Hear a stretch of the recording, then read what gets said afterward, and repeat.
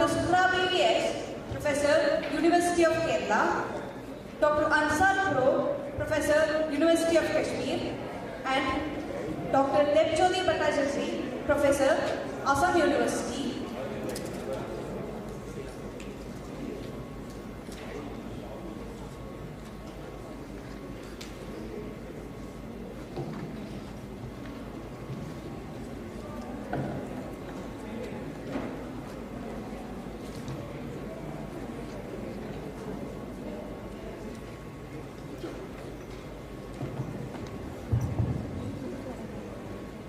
For the presentations, a total of 8 minutes is allotted for each participant and 2 minutes for discussion.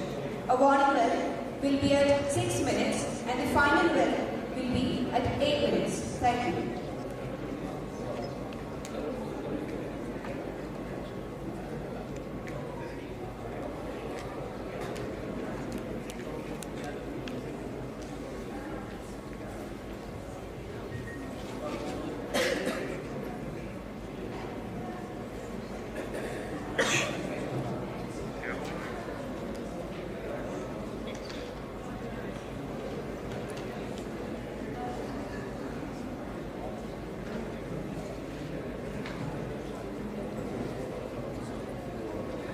Participant Balekar is requested to reach the mic point.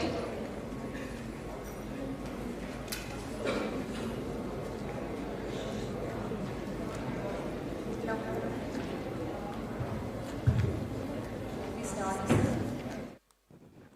A very good morning to all.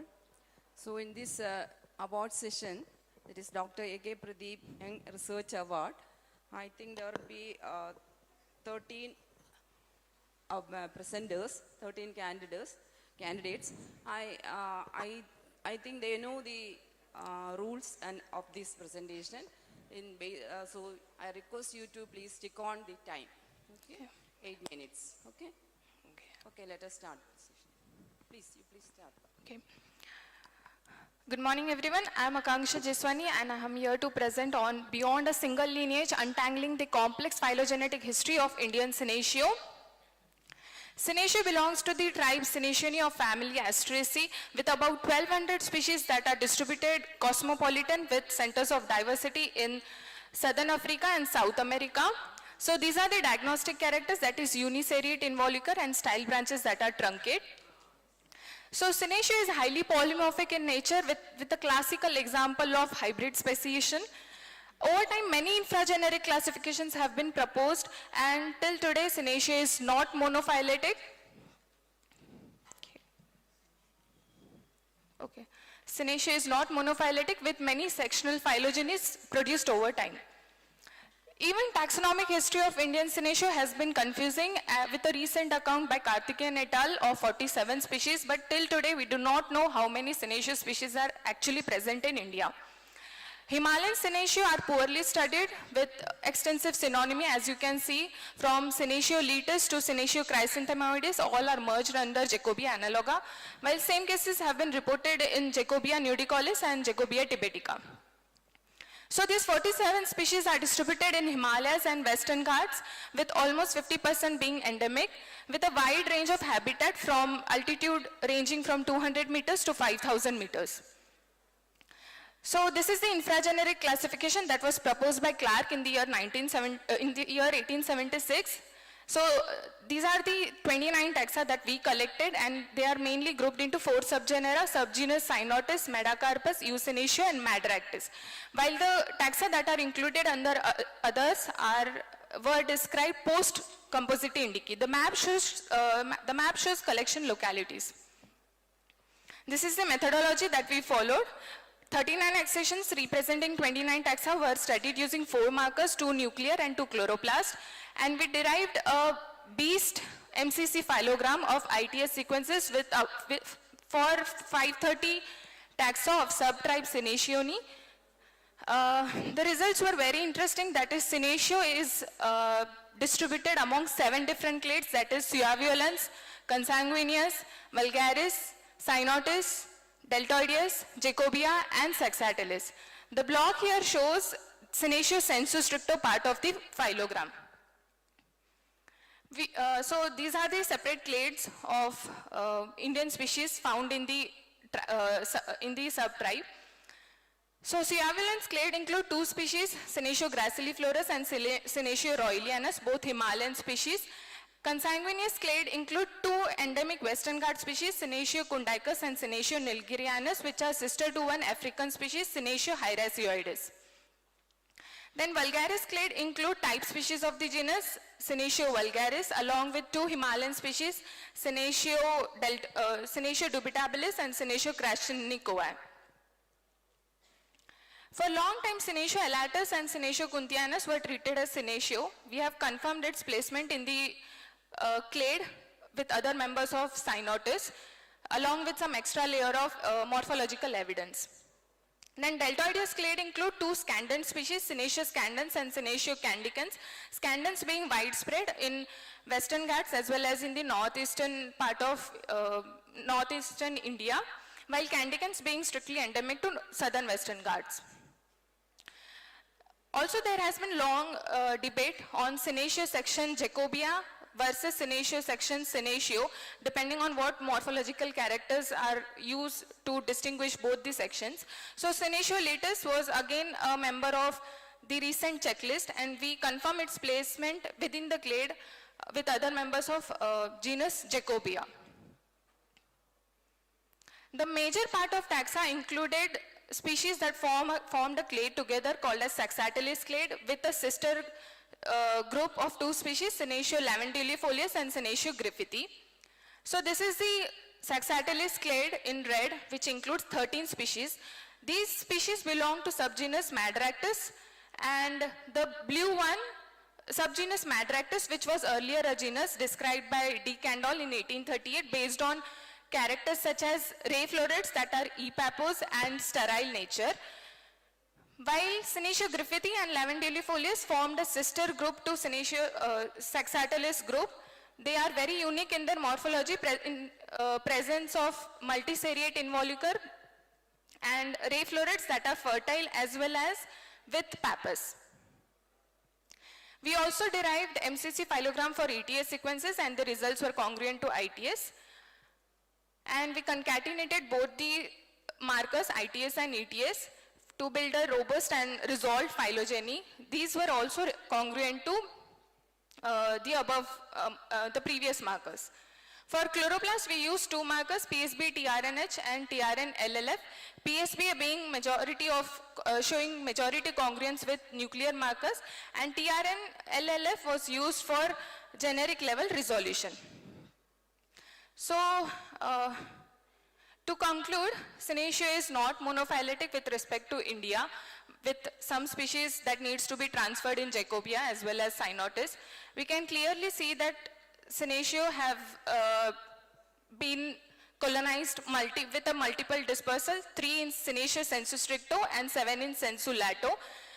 Senecio griffithii and lavandulifolius have unique characters that needs to be merged into a different genus. Senecio kundaicus and nilgirianus are the only two species of Western Ghat, endemic Western Ghat species that are related to an African species, suggesting potential origin of these species from Africa. Then we suggest the resurrection of genus Madractus with the evidence of morphology as well as phylogeny. For deltoideous clade, due to poor sampling, there is very low resolution. And thank you. Very good presentation. You said that Senecio lavandulifolius. Yeah. That has a unique character. What is a unique character? Multiseriate involucre is present. All the other species do not possess this character? No, Western Ghat species, especially all the Western Ghat species, have uniseriate involucre. Lavandulifolius and griffithii, which is a Meghalaya endemic species, then Lawsoni, these 3 species have multiseriate involucre. Is it conforms with the molecular data? Is morphological data is in conformity with the molecular? Yeah, we can clearly see that the branch is sister to all other Western Ghat species. So even morphologically, it supports phylogeny. Okay, thank you.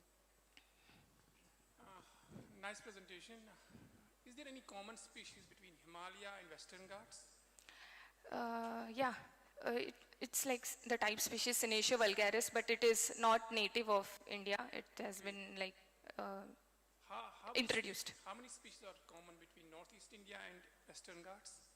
Northeast and Western Ghat, common. Senecio scandens, yeah, just Senecio scandens. You have done extensive studies on this. Anything, whatever the species we have in Himalaya, have they any counterparts in China also? Yeah, all Himalayan part of China as well as India, they are overlapping species. Thank you. Nice presentation. Thank you. How many species are there in Northeast? Northeast, 7 maybe, 7, yeah. Any endemic? Senecio odontophilus, endemic to Meghalaya, as well as Senecio griffithii, also endemic to Meghalaya. Okay, thank you. One or two questions from the audience, please.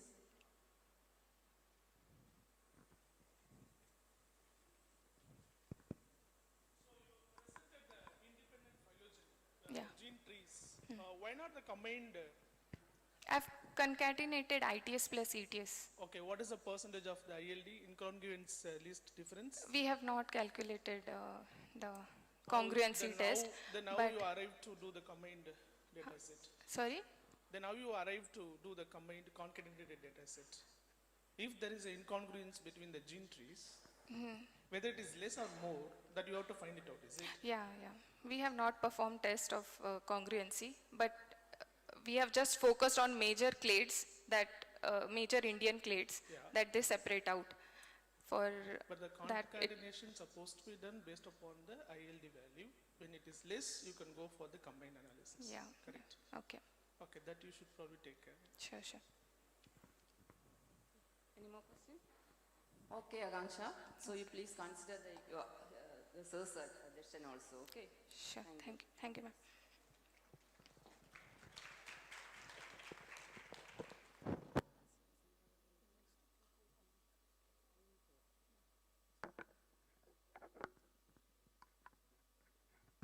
Next presenter, Ambika.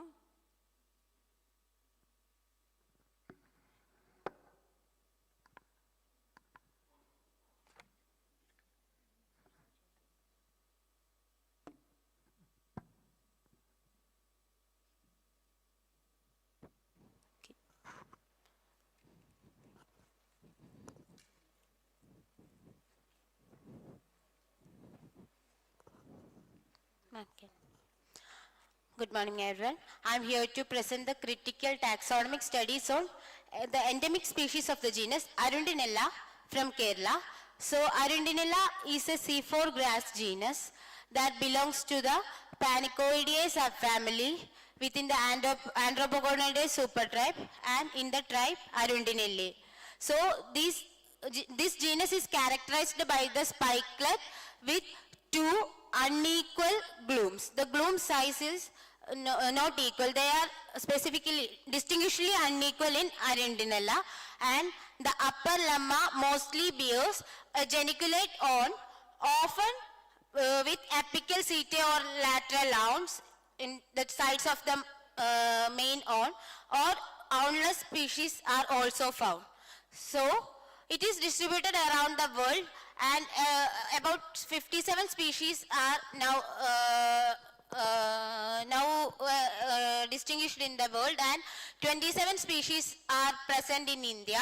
And in these 27 species, 11 species are endemic to India. Upon these 11 species, 6 species are endemic to Kerala. So I am presenting the taxonomic studies on these 6 species.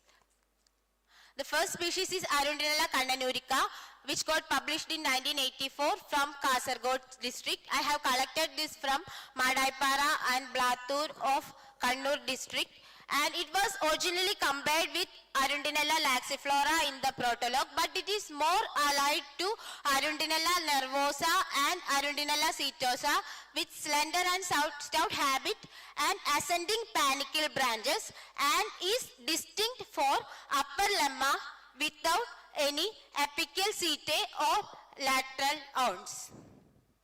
And coming to Arundinella tirunelliensis, it was published in 2004 based on a specimen collected from Tirunelli of Wayanad district of Kerala.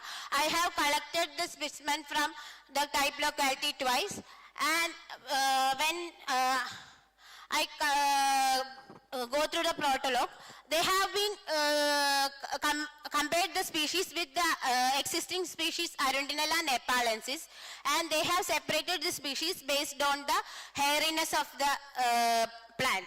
But in the case of Arundinella nepalensis, all these synonyms, Arundinella glabra, rigida, ecloni, ricci, pilaxilis, all these species were established based on the pubescence character, and it later got synonymized under Arundinella nepalensis. So this character already comes under the synonymy range of nepalensis, and the lower glume was stated to be distinctly shorter than the lower lemma, but it is contradicted by their own description.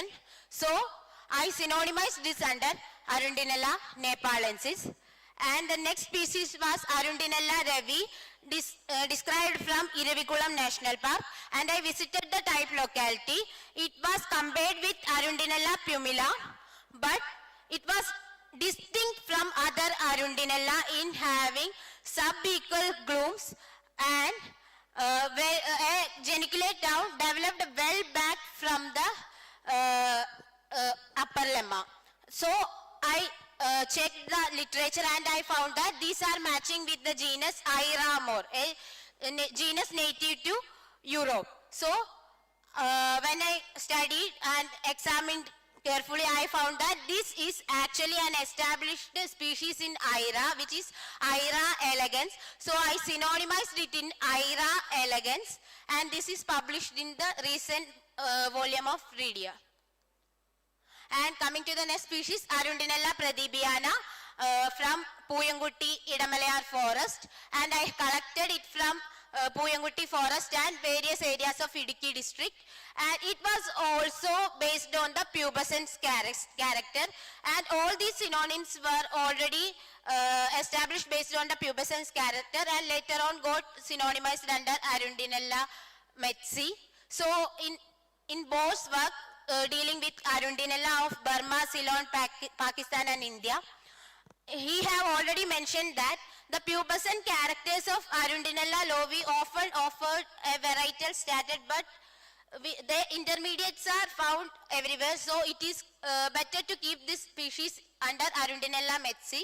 So the Arundinella pradibiana were matching with Arundinella lovi, so I synonymized under Arundinella metzi. And Arundinella muthikullamensis, it was described based on a specimen from Muthikulam, Palakkad district. I got it from Agasthyamala. When I collected the specimens from Agasthyamala, I cross-checked with the protologue and it was matching with the protologue.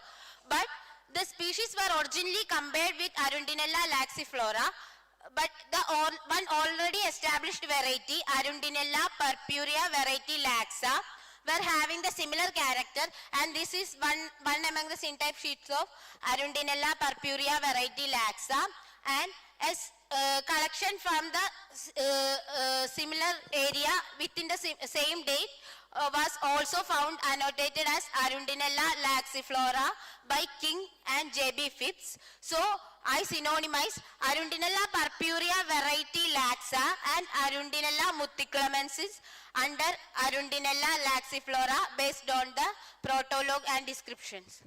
And finally, Arundinella bulbifera, this is a recently published species, was based on the basal buds. But the basal buds I collected from, I found in many other species of Arundinella, and in literature also it is available. And when I contacted one of the authors personally, they also said that they are not much confident about the basal bud character, and all other characters were matching with the characters of Arundinella metzi. So I synonymized this under Arundinella metzi. So in total, out of 6 species studied, 5 got synonymized and 1 got transferred into another genus. So grasses are showing a wide range of variation. So when we consider a new species, we have to check upon the established synonymized range and the range of variation in mind, and we have to verify the genus and species characteristics, and we have to compare with the right taxa, then only we can rely on these findings. That's all. Thank you. Good presentation, Amrika. Thank you, ma'am. Any questions from the audience?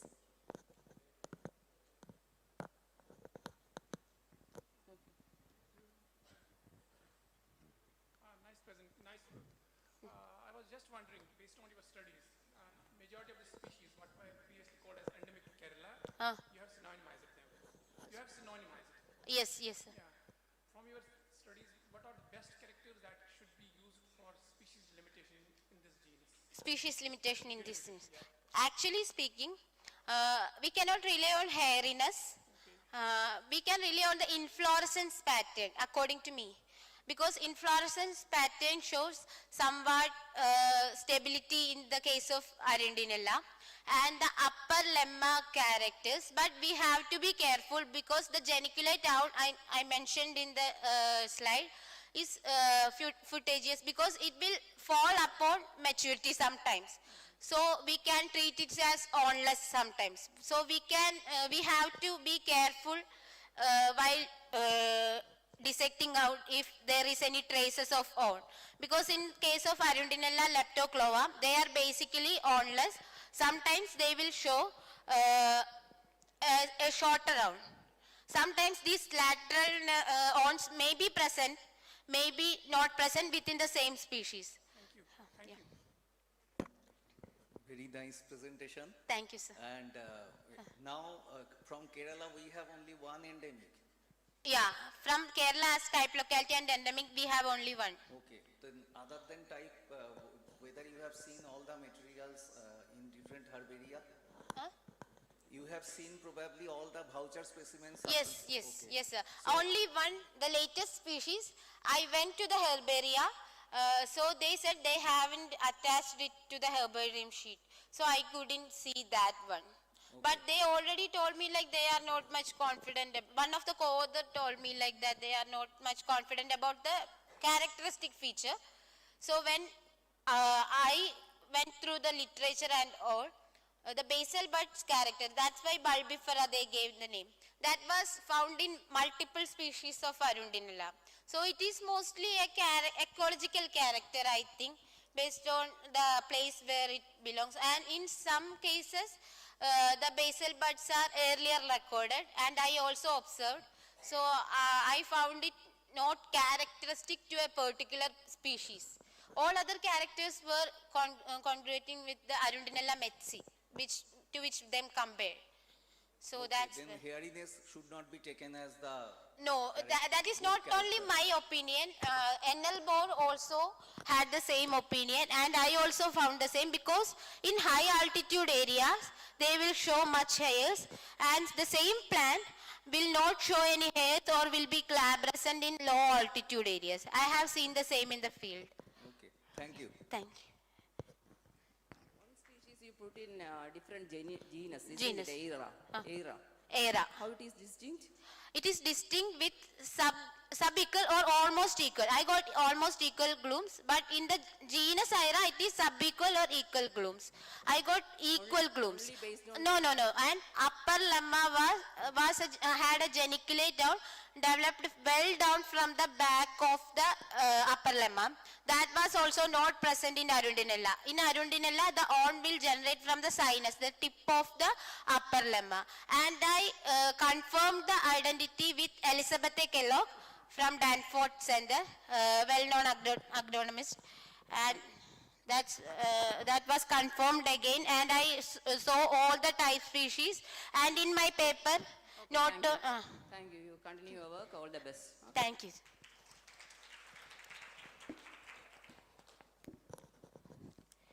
Next presenter, Anishkar Hiroshwa Joiki.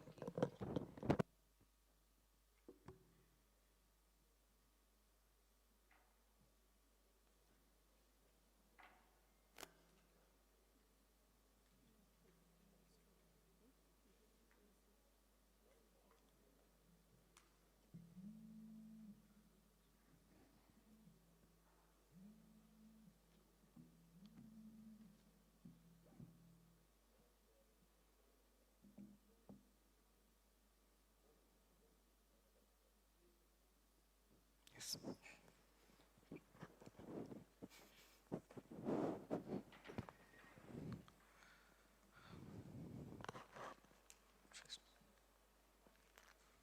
Shall I start? Good morning, everyone. Myself, Anishka Fereshwar Jaiking from Department of Botany, Madras Christian College. I'm here to talk about the systematics of Lepidognathus in India. The genus Lepidognathus was first described by Vildino in his species Plantarum during 1800, based on the specimen collected by Klein from Vellore, Tamil Nadu. And the type species for this genus is Lepidognathus cristata, and they distinguished this species from the other genera based on these following characters. Recently, Manzador and Tripp et al. Proposed a revised reclassification for the family Acanthaceae.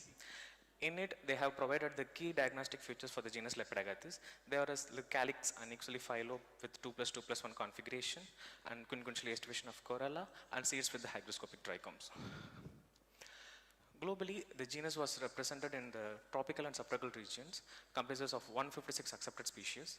In India, it is represented by 29 species, mainly in the peninsular Indian regions, of which 21 species are endemic. Why this study has been initiated? To date, there are no comprehensive monographic or revisions works based on the genus in India, and the species of this genus are morphologically complex and it exhibits a wide range of distribution, variation. And in the last 10 years, there are almost more than 13 species have been published as new to science. Furthermore, there is no significant studies on the pollen as well as the seed morphology of this genus. Finally, there are no much comprehensive studies on the molecular phylogeny in the genus in India, except the few recent studies. To fill those gaps, the present study is carried out based on these following objectives. The methodologies include, first we started from the thorough review of literature, followed by the herbarium examinations of herbarium specimens housed at different foreign as well as the national herbaria. The information is based on the review of literature and herbarium specimens gathered together to conduct an extensive field exploration towards the peninsular Indian regions. And this is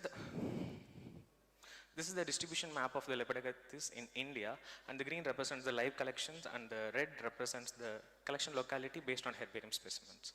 All the collected specimens are subjected to herbarium preparation, and live samples have been dissected using optical as well as SEM microscopes, and the molecular phylogenetic studies also, the DNA has been isolated from the live samples. Almost nearly 2,649 specimens have been examined from various 22 herbaria, and the total of 145 accessions has been prepared from various molecular markers, RBCL, RPL32TRNL, TRNSG, and ITS. This present study can be grouped into two major frameworks. Framework one is the taxonomic revision of based on macro and micromorphological studies. In the present study, we have identified 4 typical habitat where the species used to occur, on which the lateritic plateau is the most important habitat. In recent 10 years, there are nearly 7 species have been newly described from this study, and it has the high endemic rate in India. For all the Lepidognathus species, we have provided a complete nomenclature citations, typifications, and the descriptions based on the live collections as well as herbarium specimens to include all range of variations based throughout the distribution range.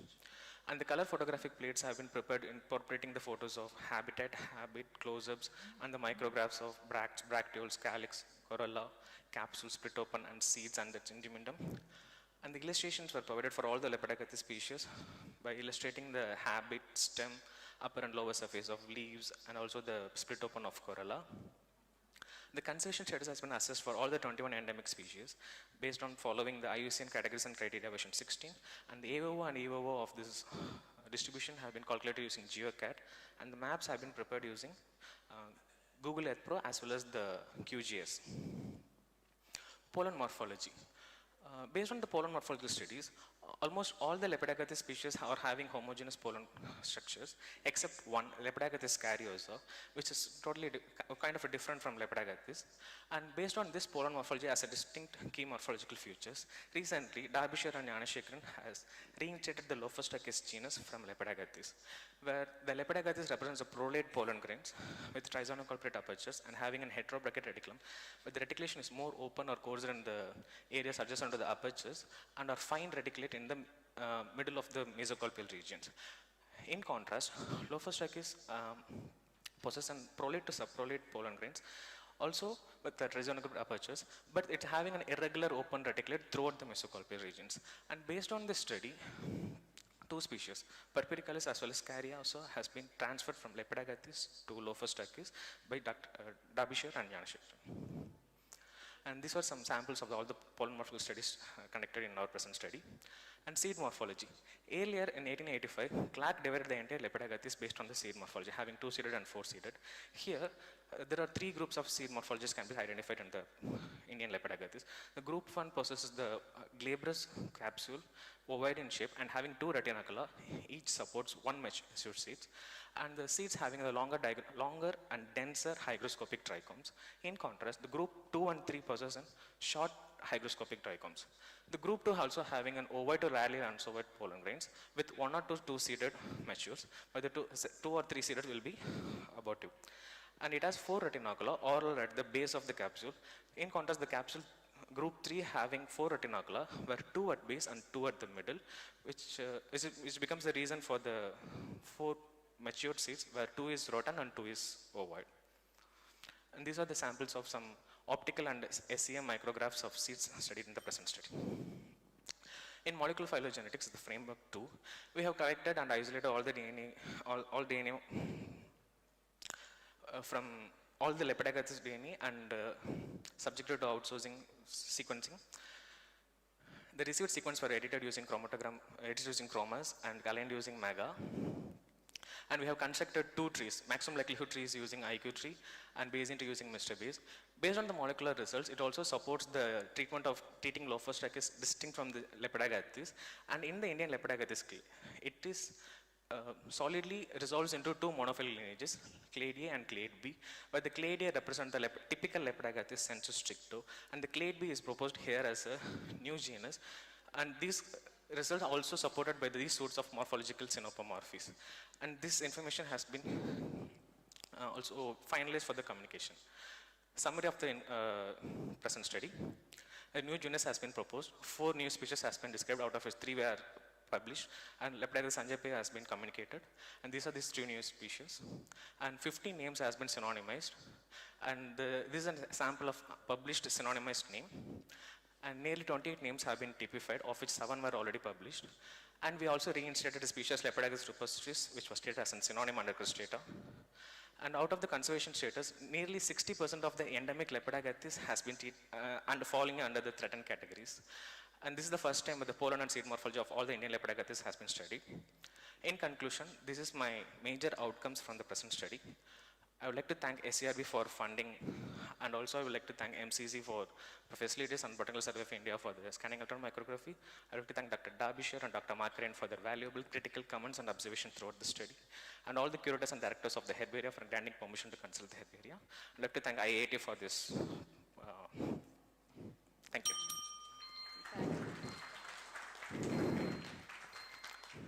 Thank you, Anishka. Thank you.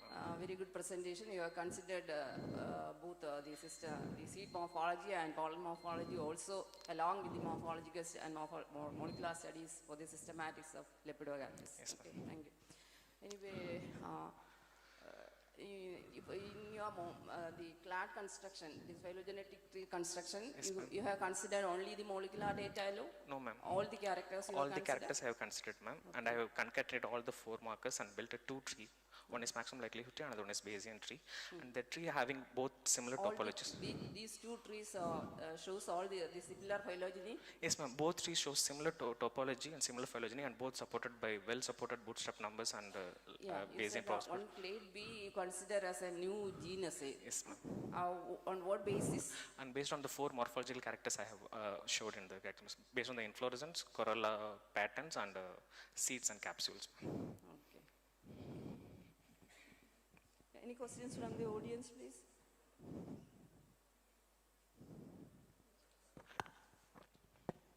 No questions? No questions?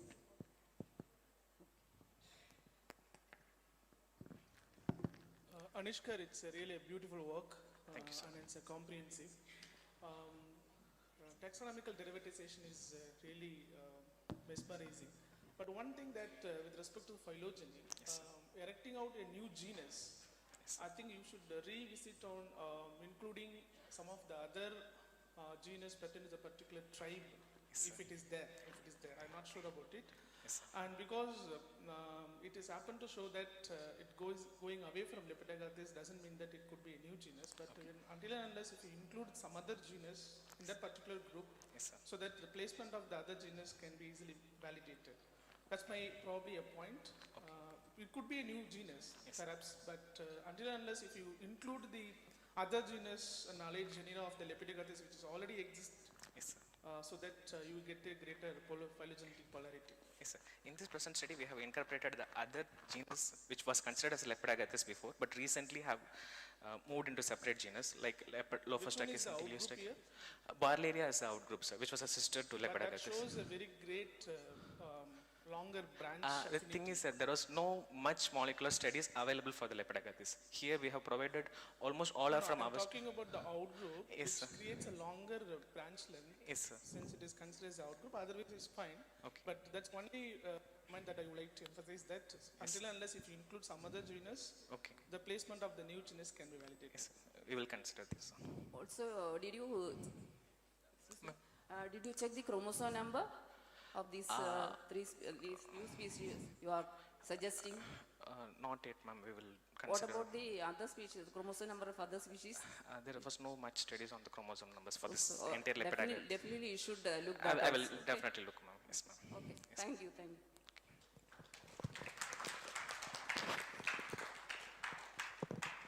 Next candidate, Arunima.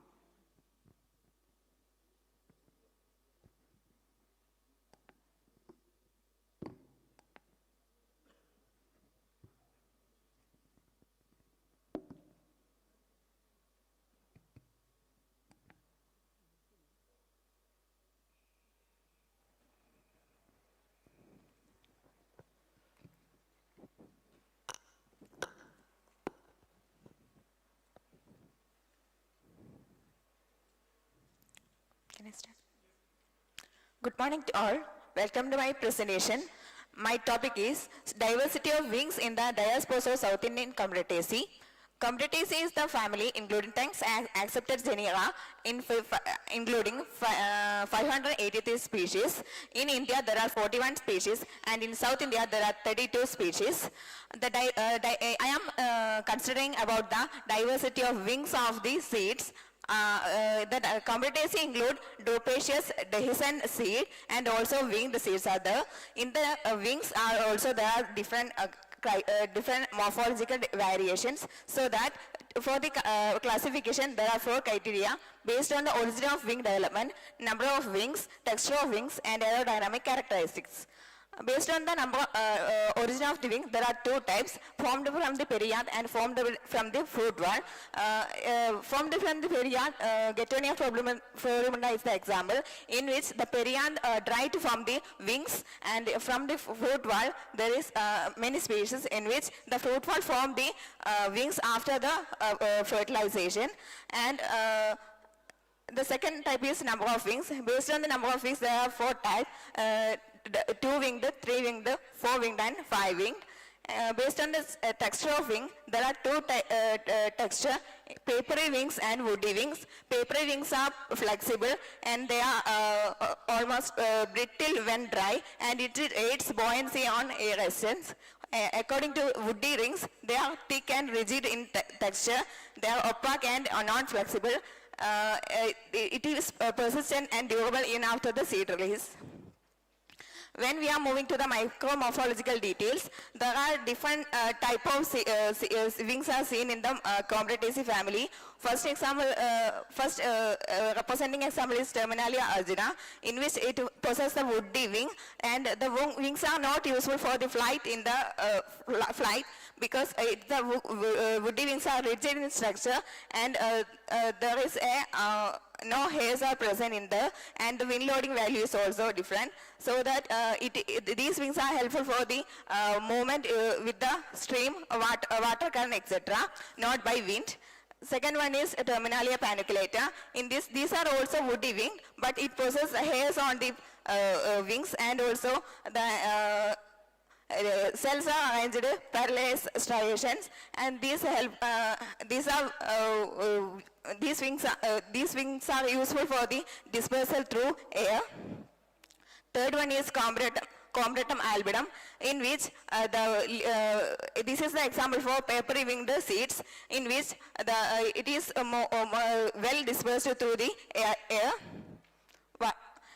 Fourth one is Getonia floribunda, in which it shows a papery wing, in it having a dorsiventral curving and concave and convex surface. It possesses hairs on the surfaces. It will help for the movement in the by dispersal through the wind. Then when moving to the aerodynamic characteristics, there are three type in which winged which have wings but they can't fly. The second one is tumblers. They are diaspores fall in an unstable irregular path, flipping or rolling as it descends. And third one is helicopters. Helicopters are diaspore spins around the vertical axis as it falls like a helicopter rotor. Then in Combretaceae, the transition of wing diversity, transition of morphological characters can be seen in the fruits, from the wingless dupacious fruit to woody winged fruits which appear like the emerging of the wings. Third one is the woody winged flightless fruit. They are wing formed but they can't fly. Fourth one is woody winged tumblers. They are woody winged but they can fly and dispersed by wind. Fifth one is papery winged tumblers, and sixth one is papery winged helicopters. This is like a evolutionary. This may be a chance for the evolutionary for studies, as if there is a connection between these species and in single family. And then another concept is wing loading. Wing loading is the main concept that depends on the dispersal through wind. Wing loading is the ratio in which total weight of the dispersal units is divided by the wing area. These species showing various wing loading values. We can see there is 0.66 value for Terminalia arjuna and 0.60 value for Terminalia cyanogosiniana.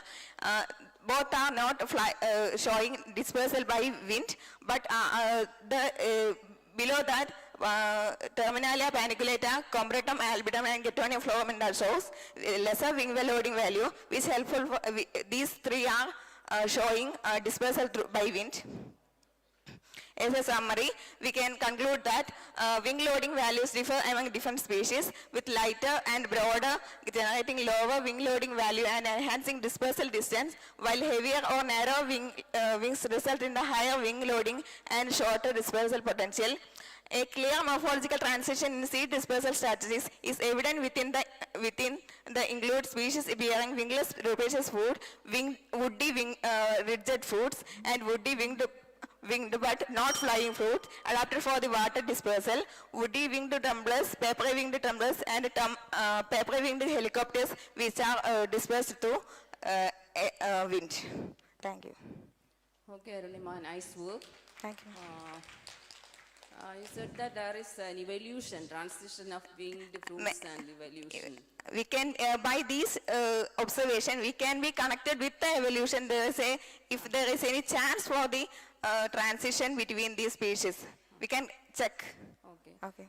You said two types of wings you said. There is Yes. papery and woody wings. Yes. Which one is evolved? Which one is evolved as you were? As my opinion, it may be chance for papery wing, because papery wings can be show more dispersal distance than the woody wings. Did you analyze the morphological features of okay. those? Did you analyze the morphological features of those species with that of the woody winged species? Yes, micromorphology also analyzed in the same. Not micromorphology, the morphological. No, phenotypic studies. No, sir. No, ma'am. You can also analyze Okay, that sir. also. It may be useful. By these observation, we can connect that. Then only we can, okay, you sir. can say Okay, which one is evolved okay. and Okay, sir. formulate Okay, that okay. also. Okay, ma'am. Can you say what is the mechanism of this this dispersal? mechanism Mechanism. of this dispersal, the winged fruits dispersal? Winged fruit dispersal mechanism. Mechanism means it's related to some the physics also. Okay.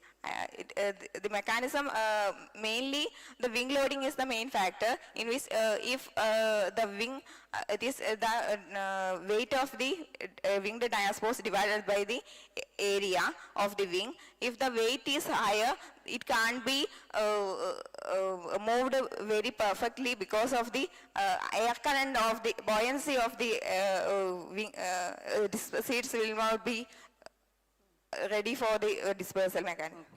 Okay, thank you. Quite interesting work.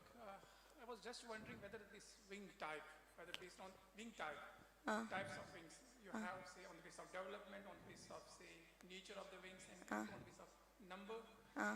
Can it be a species-specific character in this family? Species-specific character? Specific. Species-specific? Specific character. Species. Say, in a single species, you have one type of wing. Okay. In Getonia, there are 5 winged fruits. They are perianth origin. This is specific to Getonia. For Combretum is 4 winged papery woods. It is specific to Combretum genus. But for Terminalia shows the greater variation in this family, in which it shows drupaceous fruit, also woody winged fruits, and that can fly, and woody winged fruit which can fly. Variations. Other side of the question can be like this: say, in a single species, whether you can say the different types of wings. No. Only for a species, only one type of wings are seen. That was my question. Okay, sir. Okay, sir. Nice work. Thank you, sir. Orunima, Yes, sir. nice presentation. Thank you, sir. And whether you have studied one classification is there, that Barokori, Pogonokori, you know? Yes, sir. Means the seeds where it is going for the germination, whether it is just down below near the tree or away from the tree. Have you seen that? Classification. Classification? Yeah. Barokori, Pogonokori, you know? Dispersal mechanism. A dispersal mechanism? No, okay, please check. Okay. That will be additional character with this. Okay, sir. Questions? Yes, please.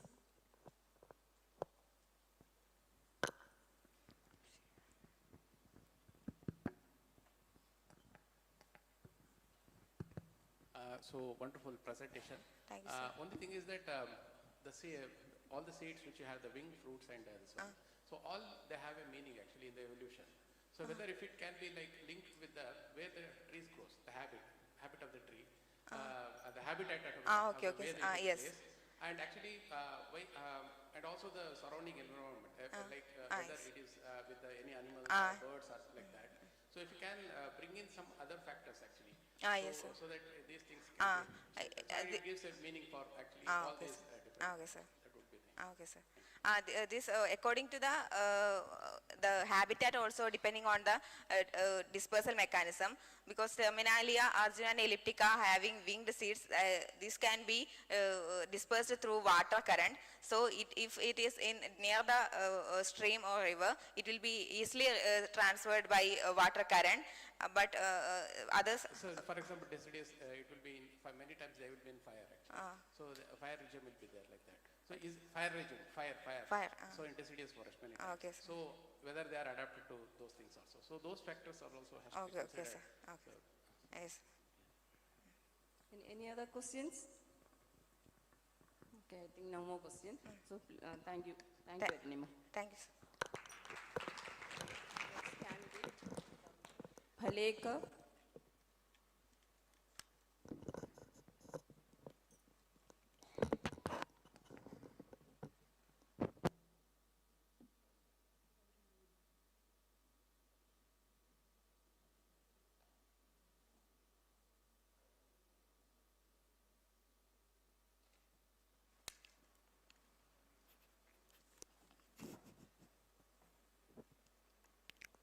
Start. Good afternoon to all. Myself, Mr. Paresh Balekar. Today I am here to present the diversity of climbers of Ratnagiri district of Maharashtra. This is my study area. Ratnagiri is a coastal district of Maharashtra and it is part of Konkan and Western Ghats regions. The total area of Ratnagiri district is 8,208 km square. This is the different habitat diversity. You can see the first one is a semi-evergreen forest, mangroves, lateritic plateaus and riparian forest are also present in my study areas. Introduction. Flora has been a part of human life from ancient period and floristic study is the basic information about plant species. The present study aims to document floristic study climbing plant from Ratnagiri district of Maharashtra. Climbing plants means a type of plant that use other plant to structure or support to grow upward because it has weak stem that can stand on their own stem. You can see the climbing plant photographs. First one is the Ipomea muricata, next Dioscorea bulbifera and Ceropegia oculata. During our continuous field visit and floristic study of Ratnagiri district, Maharashtra, last 3 years we have collected 123 taxas. Out of that, in 23 families, out of that 18 species are endemic to Western Ghats and India. Out of 123 species, 4 taxa are reported first time from Ratnagiri district and 3 taxa are reported to Maharashtra state. One communicated variety nova, that is distemic vitifolious variety nova. In this study, the family Convallaceae, dominant family and 26 taxa and genus, dominant genus is Ipomea with 17 taxas. These are materials or methods that I have used. We have collected 123 total taxa and all are prepared herbarium as per the Jain and Rao standard methods. You can see the herbarium photographs. First was the Recensia indica, second is the Ipomea diversifolia and next is the Dioscorea bulbifera. The basic 4 types of climber, that is linas, twiner, climber and creeper and vines. First one is a linus. Plant with a long woody flexible climbing stem that are rooted in the ground and they usually have long dangling branches. Example is Combretum albidum, Combretum latifolium and Butea superba, etc. Second type is twiner, a type of climber plant that has slender flexible stem which naturally coil around the support to go upwards. Example is Cassita filiformis, Cascuta janardhanami. You can see the linus photographs and twiner photographs. Next type is a creeper. The creeper plant with the weak stem that grow horizontally along the ground rather than the standing upright. This plant having fragile stem that cannot support their own stem, own weight, so that the spread and often send down root their nodes. Example is Ipomea diversifolia, Ipomea pescipri and Cucurbita maxima. Last type is a vine, a plant with a long flexible stem that grow along the ground and climb using a support. Example is Ipomea campanulata, Cosmostigma cordatum and Momordica dioica. You can see the photographs of Ipomea capri and Ipomea campanulata. Next, we have collected 123 species. Out of that, 18 species are endemic to Western Ghats and India. Next is the photograph of endemic plant that are collected from Ratnagiri district. First one is Ceropegia oculata, Celestia macrosperma, Heterostema dalgile, Argyria, 2 species are rare, Argyria bosiana and Argyria sericea, Momordica janardhanum next, and Aspersory cordata, and last one is a Clematis hedsarifolias. The detailed list of collected 123 taxa, you can see the list of 123 taxas. You can see the photographs of climbing plants. First one is Argyria capitifolia, next is the Dioscorea belophylla, Rivia equoroticalia and Recensia indica. The diversity of Apocynesis. You can see the photographs of Apocynesis family. First is the Ceropegia, that is Ceropegia oculata, Huberia and bulbifera. Ceropegia oculata is endemic to Western Ghats. Next is the diversity of Convallaceae. First one is Ipomea pescipri. All species are Ipomea. Pestigradis, muricata and indica, in which Ipomea oculata is a night blooming plant and the distinguishing character is a muricated stem and the salvar shaped corolla that is long is 23 to 25 centimeter long. Next is the diversity of Fabaceae. You can see the photographs of Fabaceae. First one is Canale, Cathartica, Mucuna florens, and Vigna. Two species are here, Vigna mungo and Vigna radiata. Next, new record to Ratnagiri district. Gymnema latifolia, Momordica janardami, Momordica sayadrica, and Meremia heterosipila. That 4 are first time reported from Ratnagiri districts. Three species are new record to Maharashtra state. First one is Cozonis japonica. That differential character is seed is pitted and palmately compound leaves. Next is Ipomea aculeata, with salva shapes corolla and stem is muricated. Next is a Cuscuta janardhanami. We are recently described from Goa state, and now we collected from Maharashtra state. That's a golden shaped flower and tubular calyx. We collected some interesting information that's allied to dystemic vitifolias. We propose as a new variety. You can see the photographs of differentiated characters. Left side is a nova. That's our glabrous stem, glabrous calyx, and glabrous leaves. And other dystemic typically is a hairy structures. Result and discussions. Collected 123 plant species belong to 23 families. Prepared a checklist of taxonomic account of all collected plant species from Ratnagiri districts. In this study, the family Convallaceae dominant family with 26 taxa. The dominant genus is Ipomea with 17 taxa. Cozonis japonica, Cuscuta janardhanami, and Ipomea aculeata, that is first time reported from Maharashtra. Communicate one nova, that is a dystemic vitifolius. And Gymnema latifolia, Momordica janardhanami, Momordica sayadrica, and Meremia heterosipila, first time reported from Ratnagiri district. These are references I have used. And thank you. Good work. You have reported 3 or 4 species. 4 species from Ratnagiri district and also. 3 species to new record to Maharashtra state. How did you ensure that it is new to that particular area?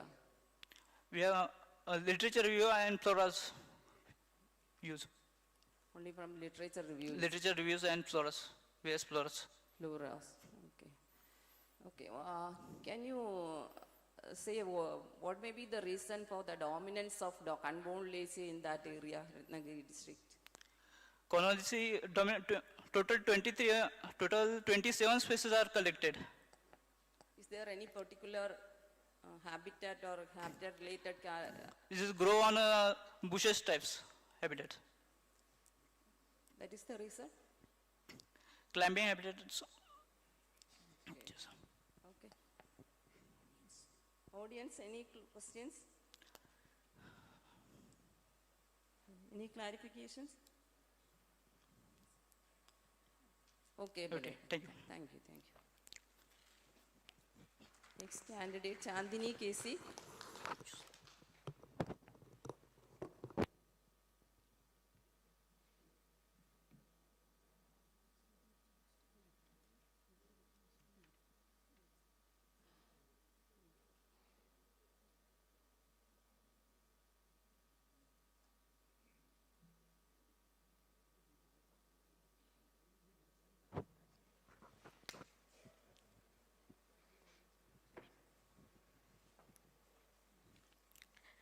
Good morning all. It is neither a great honor to be in front of this esteemed gathering, and today I'm going to talk about the flight behaviors in the winged seeds of Dolichondra angiosperm. As we all know, plants have different mechanisms for their distribution, and dispersal has been a key mechanism for a number of plants. In South India, there are over 25 families with winged seeds, and my study was focused on the plant species Dolichondra angiosperm, which is commonly known as cat's claw keeper. Even though it is having an invasive nature, it is widely cultivated as an ornamental plant. They can propagate it both vegetatively and sexually, and they have a high horticulture and medicinal value. Moving on to the objectives of the study, the main objective was to understand the morphology, to understand the wing development, and to analyze different flight behaviors in the diaspores. During the collection, voucher specimens were prepared and identified with the flora, and micromorphological and morphological studies were conducted with the help of stereo microscope and SEM analysis, and field observation done. A videograph is attached to the field observation, and other than the video experiment, we have wing modification and paper model experiments. You can see the plant is a terrestrial perennial vine, and they have claw-like tendrils, and flower is a hypogynous with compound cyme. These are the visual documentation of systematic treatments, and because of this visual documentation and the detailed illustration, we could understand how the arrangement of seeds were inside the pot for their aerodynamic behavior. And moving on to the morphology of the seed is horizontally flattened with bidirectionally papery winged, and they are derived from the integument, and they are very lightweight and have a uniform mass distribution with a high aspect ratio.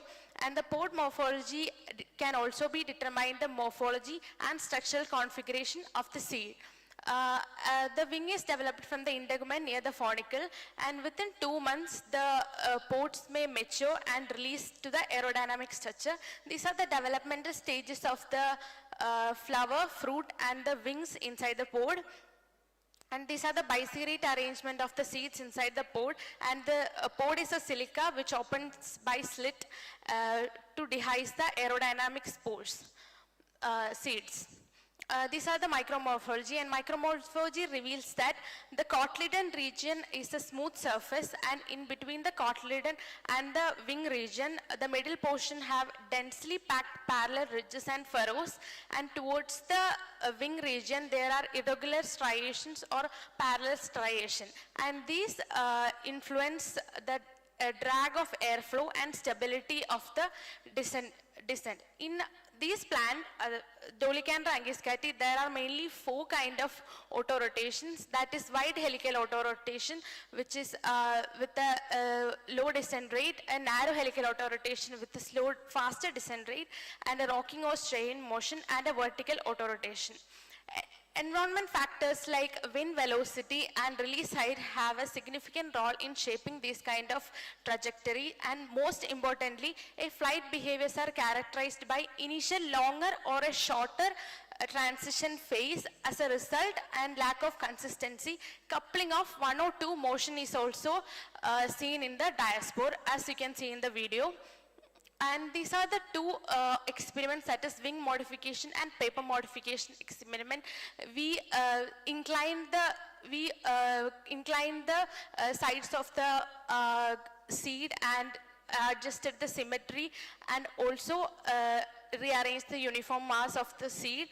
And slight variation in this experiment can result in different flight behaviors of the seed, and that revealed that a small reason can also be a reason for the tiny formally rotation of these seeds.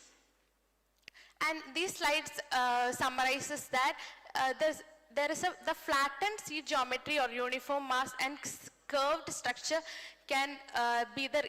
is the reason behind this variation in flight behaviors, and an initial tilt in the side can transform the rolling motion to a helical motion, and tip curvature and adjustment of center of mass shift can be a motion of vertical autorotation.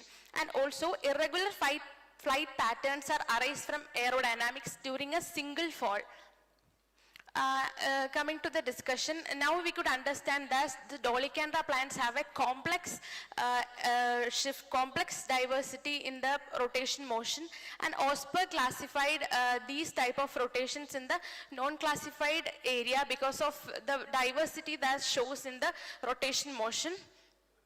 And these are the key insights for the flight behaviors, that is smooth surface which helps to roll and drag, and the center mass distribution, the center of mass distribution, which keeps the diaspora rotate horizontally, and a high aspect ratio, which increase the lift and reduce the fall speed, and the curvature.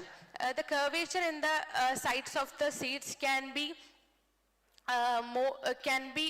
given more results in the spiral rotation, and tilt of the rotation can be a result of a vertical auto-rotation.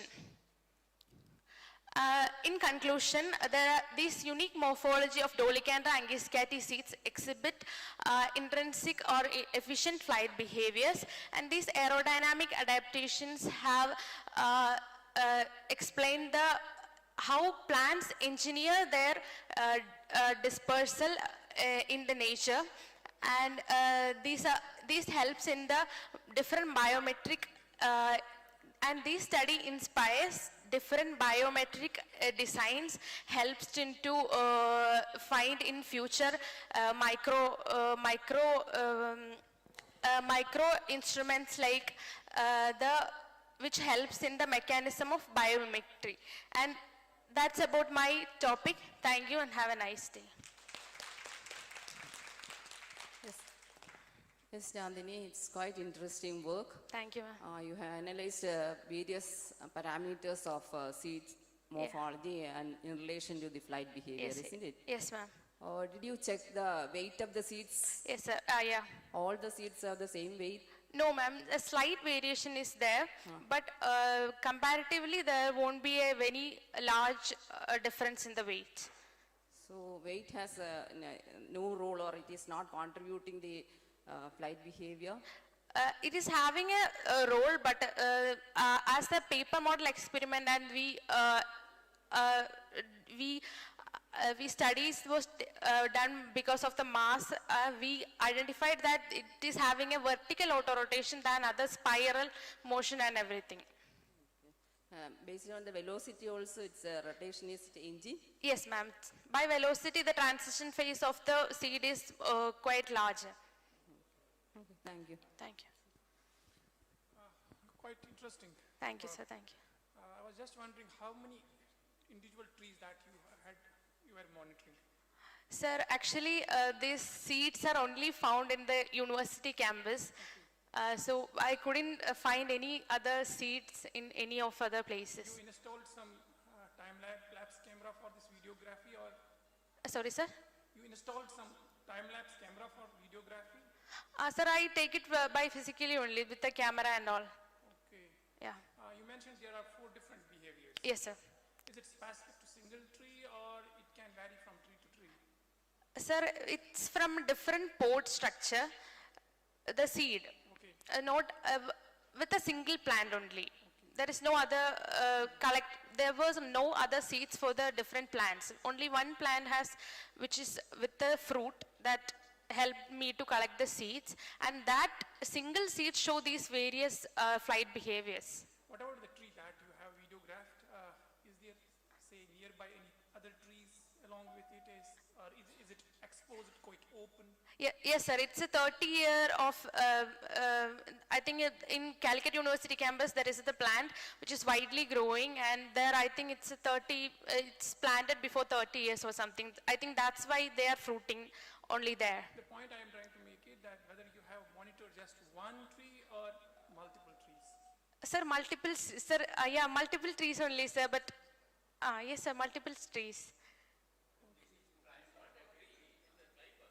Sir, yes, sir. It's a climber which is distributed like in a larger area. So we could collect it from the whole campus only.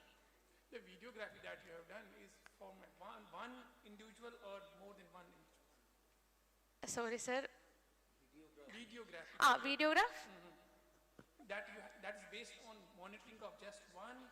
No, sir, no, sir. I have examined different with the different size, different flights, different shape and everything. That's my point, that the 4 different behaviors. Yes, sir. They are specific to the different individuals or the general? General, sir, general. Great. Thank you, sir. Chandni, right? Yes, sir, yes. Videography is quite interesting. Oh, thank you, sir. Could you please go to the title? Title slide, please.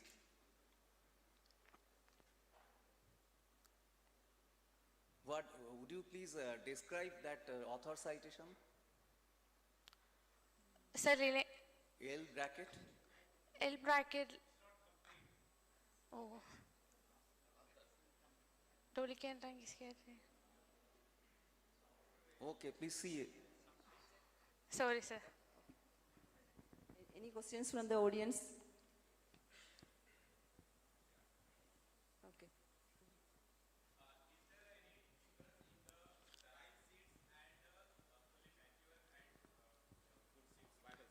Yes, sir. In sterile seeds, they show only this tumbling on straying motion. They don't have a particular rotation.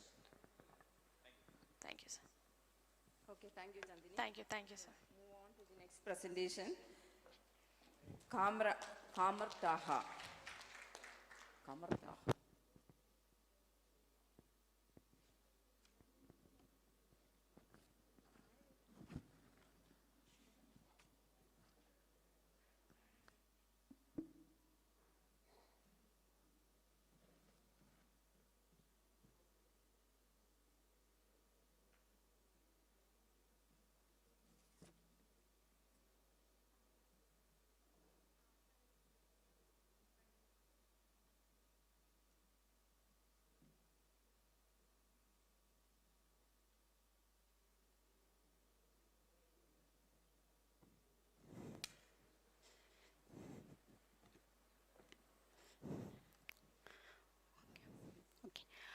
Good morning, respected judges and all delegates. I, Kamarta Sayyed, presenting my topics, that is floristic diversity, floristic keys of the flora of the Maharaja Sayaji Rao University of Baroda, that is taxonomic integrative approach. So, MS University, it's a rich, host rich diversity of the MS University, ecologically significant. So, three major areas.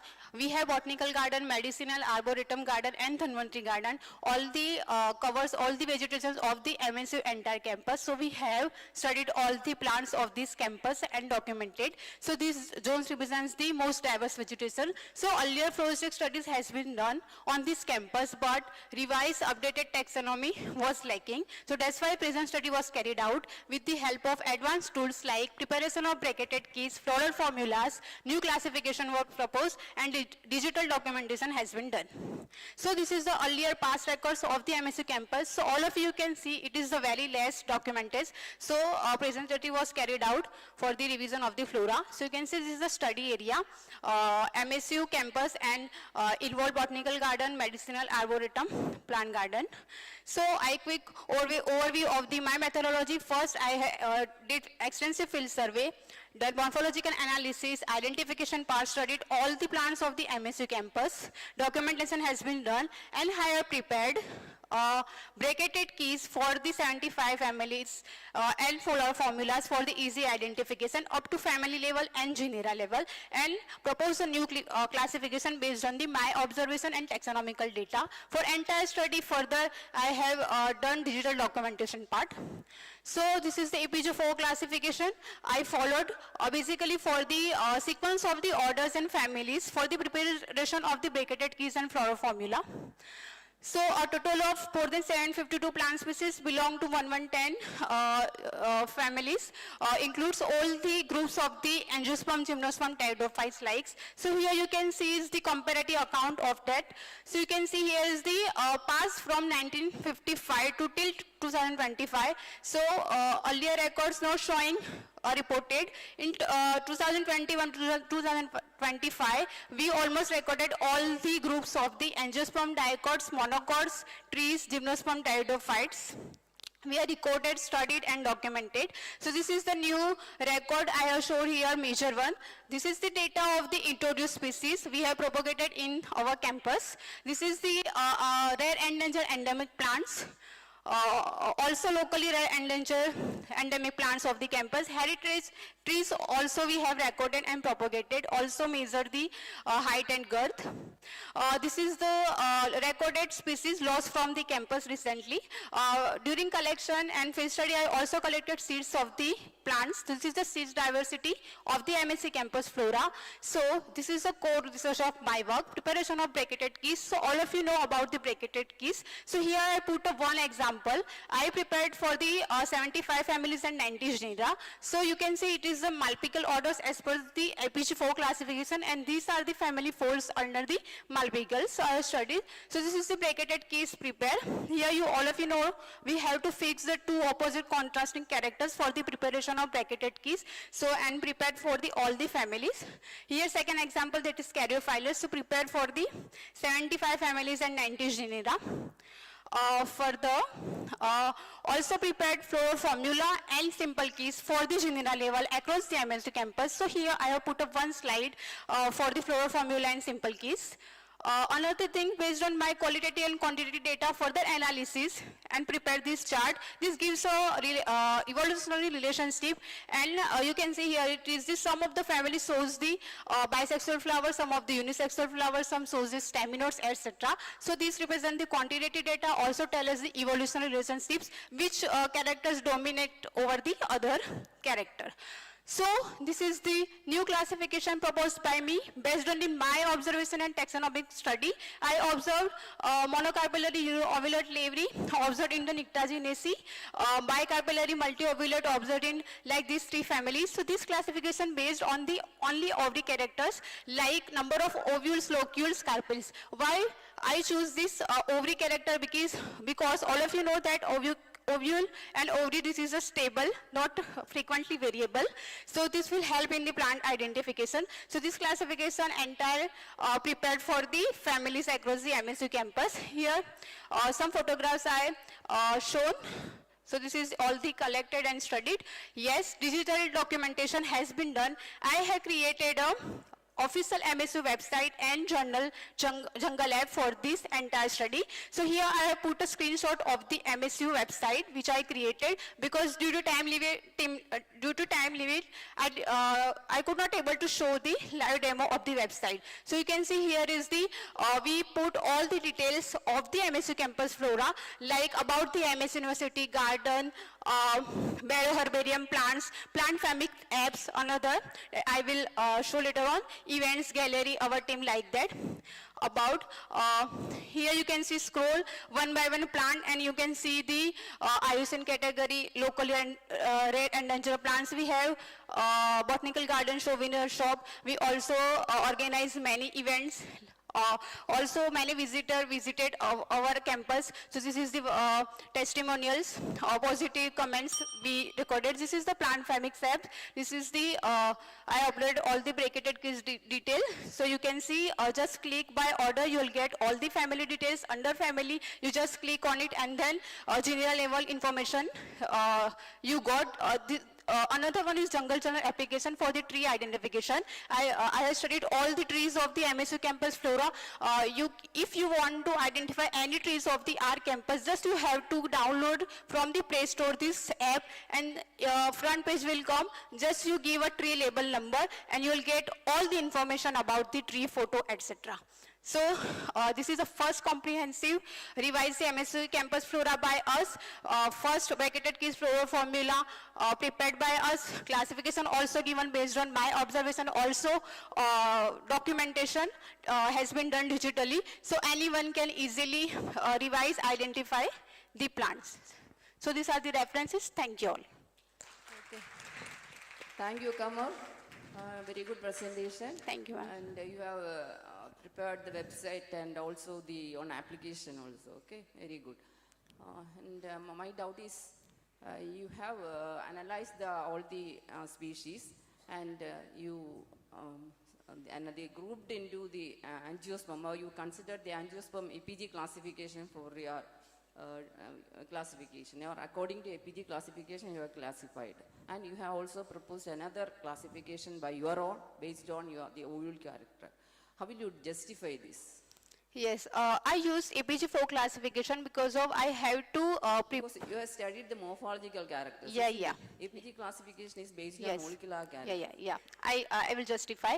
I didn't use the molecular data. I just for the sequence of the families and order, because APG4 classification systematically organize and given large data for each order. So that's why I choose APG4 classification and systematically prepare the bracketed keys. Just a sequence of the orders and families, not molecular data. And then based on my morphological observation, I given my classification. Is any, let us say, all these two classification are alike or different? No, it's different. Shall I have say? Okay. Yes, yes, Yeah. yes. Based on one particular character, it's not accepted the classification such, because Linnaeus has done the same, right? This is one what I observed, because based on the over itself you are made. Okay. Second thing, you are given a IUCN category because this is a campus. Sometimes your teachers, they may go somewhere, they brought some plant, they may be planted in your garden. So how can you justify that? If I brought 10, then I will plant it there, then 10 endemic species is there. So this is the concept.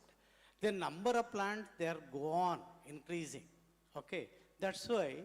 So since it is a campus, it is not a natural forest.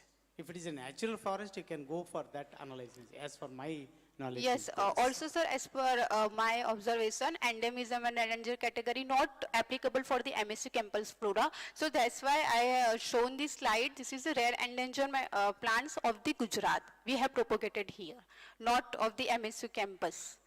So all the plant we have propagated and collected from the Gujarat and out of the Gujarat, like that. Okay, any more question? So you please consider his suggestion. This is a serious issue. Okay, all the best. No, sir. Yes, sir. Yes. Yes, sir. But Yes, exactly. IUCN has designated them. That's all. That's what she is mentioning. She is not assessed based on the plants in the campus. okay, sir. But It is based on the IUCN. oh, okay, sir. I have collected all the red What endangered. she is telling is right. Red endangered from the Gujarat and outside the Gujarat, and we have propagated in the garden and classified. Not it is the endemic to the MSU campus flora. Okay. Anyway, thank you. Thank you. Thank you. Next candidate, please. Next candidate, Nita Bengalan.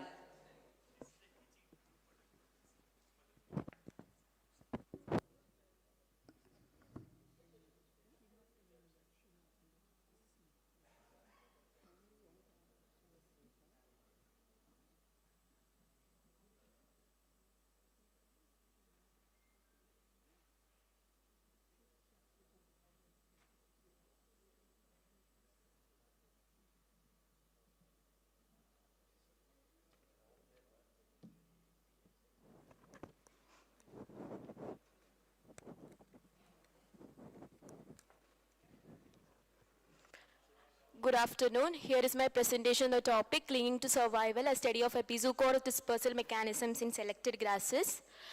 Dispersal is natural strategy for survival and expansion. An epizoochore is a mechanism in which seeds hitchhike on animal fur, feathers, or human clothing, and these are prevalent in grasses, especially in disturbed and fragmented habitats.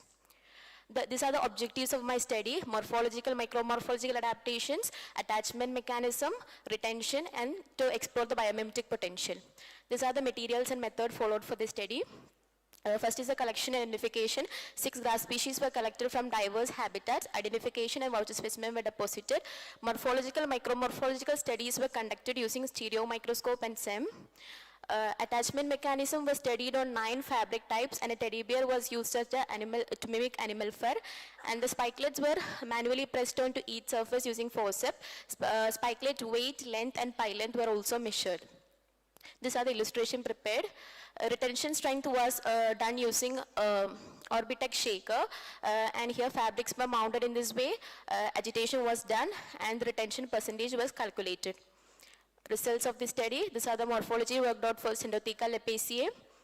The upper lemmas bear stiff pointed bristles along the margin, and these bristles are backwardly oriented, and each bristle arises from a swollen dome-like basal socket, and these bristles show clear longitudinal ridges and striations, and apex is slightly swollen and smooth. Next is Chloris barbata. The lowest floret have long bearded callus, and the lemmas have long, straight, rough on, and this cling to fur and clothing, and callus hairs form a radiating cluster, and these callus hairs also have fine longitudinal striations, and the on surface is also exhibited to have longitudinal striations, irregular ridges, and scabbard outgrowths. Next is Chrysopogon hekeli. The spikelet have a hairy puncheon callus, and this callus helps in penetration, and this callus also have radially arranged needle-like hairs, and these hairs also have surface striations on it. Next is Heteropogon contortus. These are the morphology. The heterogamous sessile spikelet have sharp puncheon callus, and this help in penetrating into fur and clothing. And the hygroscopic on coils and uncoil in response to moisture, and this is improving the attachment. And the lower gloom is also showing tubercle-based dorsal hairs, and this also help in attachment. The micromorphology, this callus is seen as sharp, conical, ridged, and the lower gloom has a scabbard surface, longitudinal ridges, and barbed outgrowths. And the lower gloom is also covered with tubercle-based hairs, and these hairs also have longitudinal striations on it. Next is Oplisminus compositus. The lower gloom has long viscid on, and they secrete a sticky substance, and this on also have ridges, grooves, cavities, and the tip is blunt and corrugated. Next is Pseudokinalina polystachya. The gloom is scabbard, and they have retrosely hooked hairs, and these are projecting in multiple directions, and the hairs have broad bases. These are the spikelet retention percentage obtained, in which Heteropogon contortus showed highest retention across most of the fabrics. These are the spikelet weight and length, in which highest was for Heteropogon contortus, and the least weight for therefore Chloris barbata and Heteropogon contortus gloom.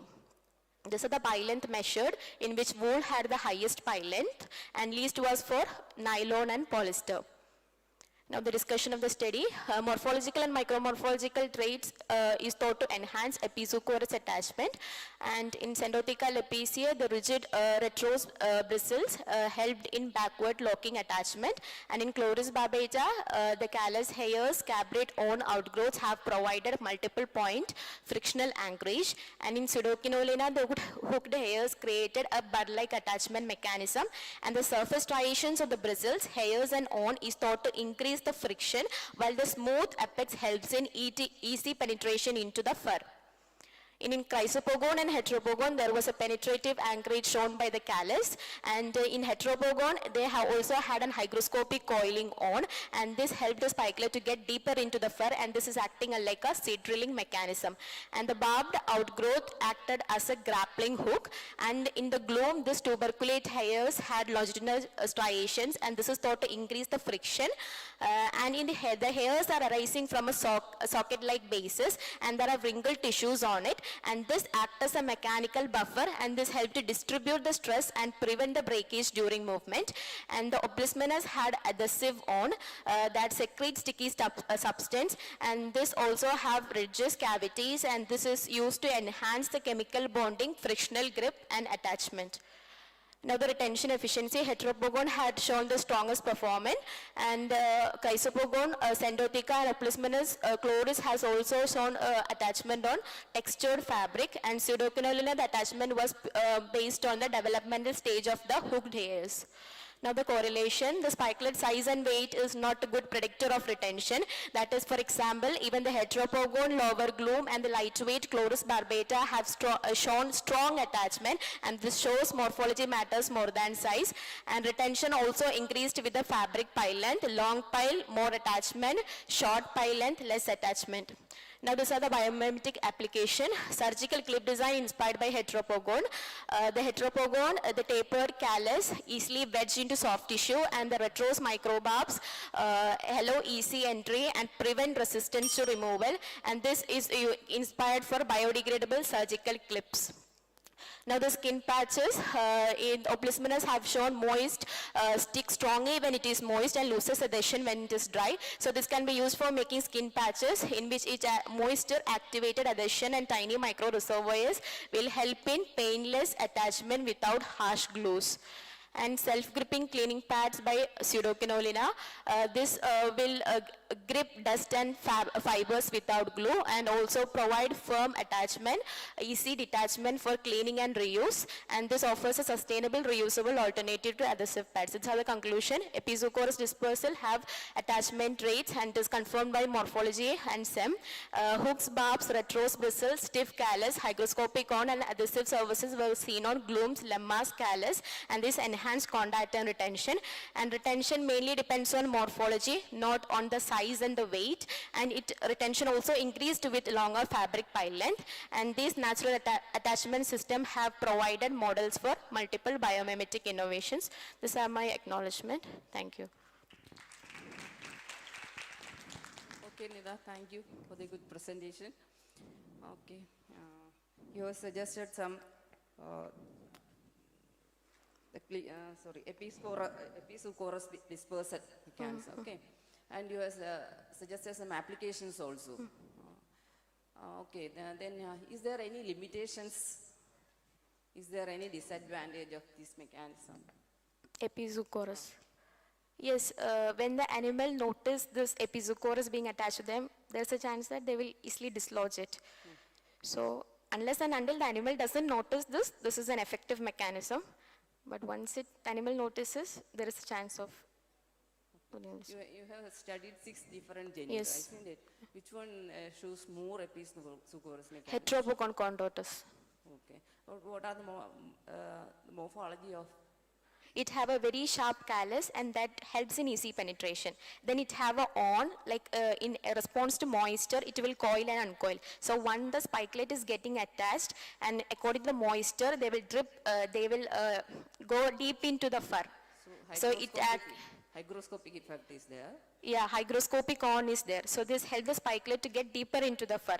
So this will act as a drilling mechanism. And there is glooms for the heteropogon and this is also having hairs and the micromorphology have revealed longitudinal striations on the hairs. So this helped in friction-based attachment. Okay, thank you. Audience, any clarification?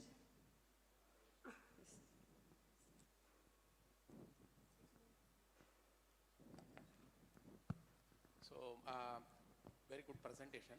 This heteropogon contortus, actually, this has one disadvantage. So even though it is very effective, this thing, the barb which goes, immediately when you get attached with a heteropogon contortus, you feel that actually in the socks or in this one.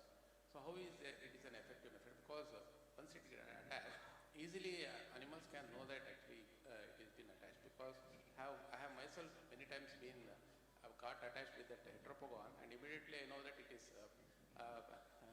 piercing my this one. So immediately I can take it out. But in a case of animals, I think, is it have any, so animal doesn't know it or what is the thing? Unless and until the animal doesn't know, it will travel, but this.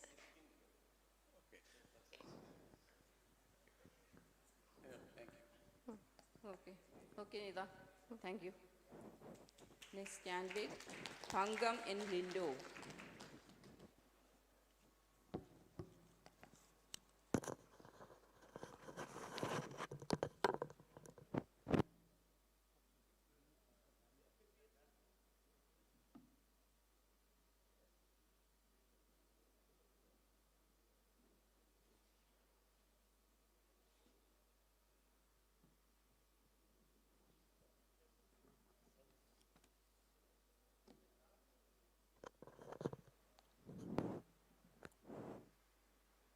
So how does it work?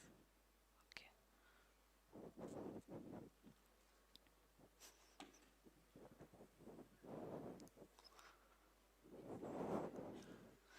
So good afternoon everyone, I am Paggam and I will be presenting the diversity and distribution of impatient species in the Lower Dibang Valley and Anja district of Arunachal Pradesh. So impatiens is a species-rich genus with over 1165 species globally, and India have more than 300 species. In Eastern Himalaya, we have 104 species according to Gogoi et al. 2018, and of these 45 plus taxa are endemic to Eastern Himalaya. In over past 1 decade, from 2016 to 2025, we have some 30 new species which have been described as new to science. So recent discoveries, rediscoveries, and range extension of several species highlight the need for the further exploration in isolated valleys of Eastern Himalaya. So these are my research objectives. This is my study area. So Lower Dibang Valley and Anjao falls in the eastern part of Arunachal Pradesh, Anjao being the easternmost. So a total of 27 taxas were documented during this expedition in September 2025. The blue highlighted species are found in Lower Dibang Valley, and the yellow highlighted species are found in Anjao district, and the purple highlighted species are common in both the districts. So a total of 19 species are found in Dibang Valley and 10 in Anjao district, and we have 2 species in common, Impatiens arguta and Impatiens zentina, which are commonly found in both the districts. So out of 27 species, 15 of them are strictly endemic to Arunachal Pradesh.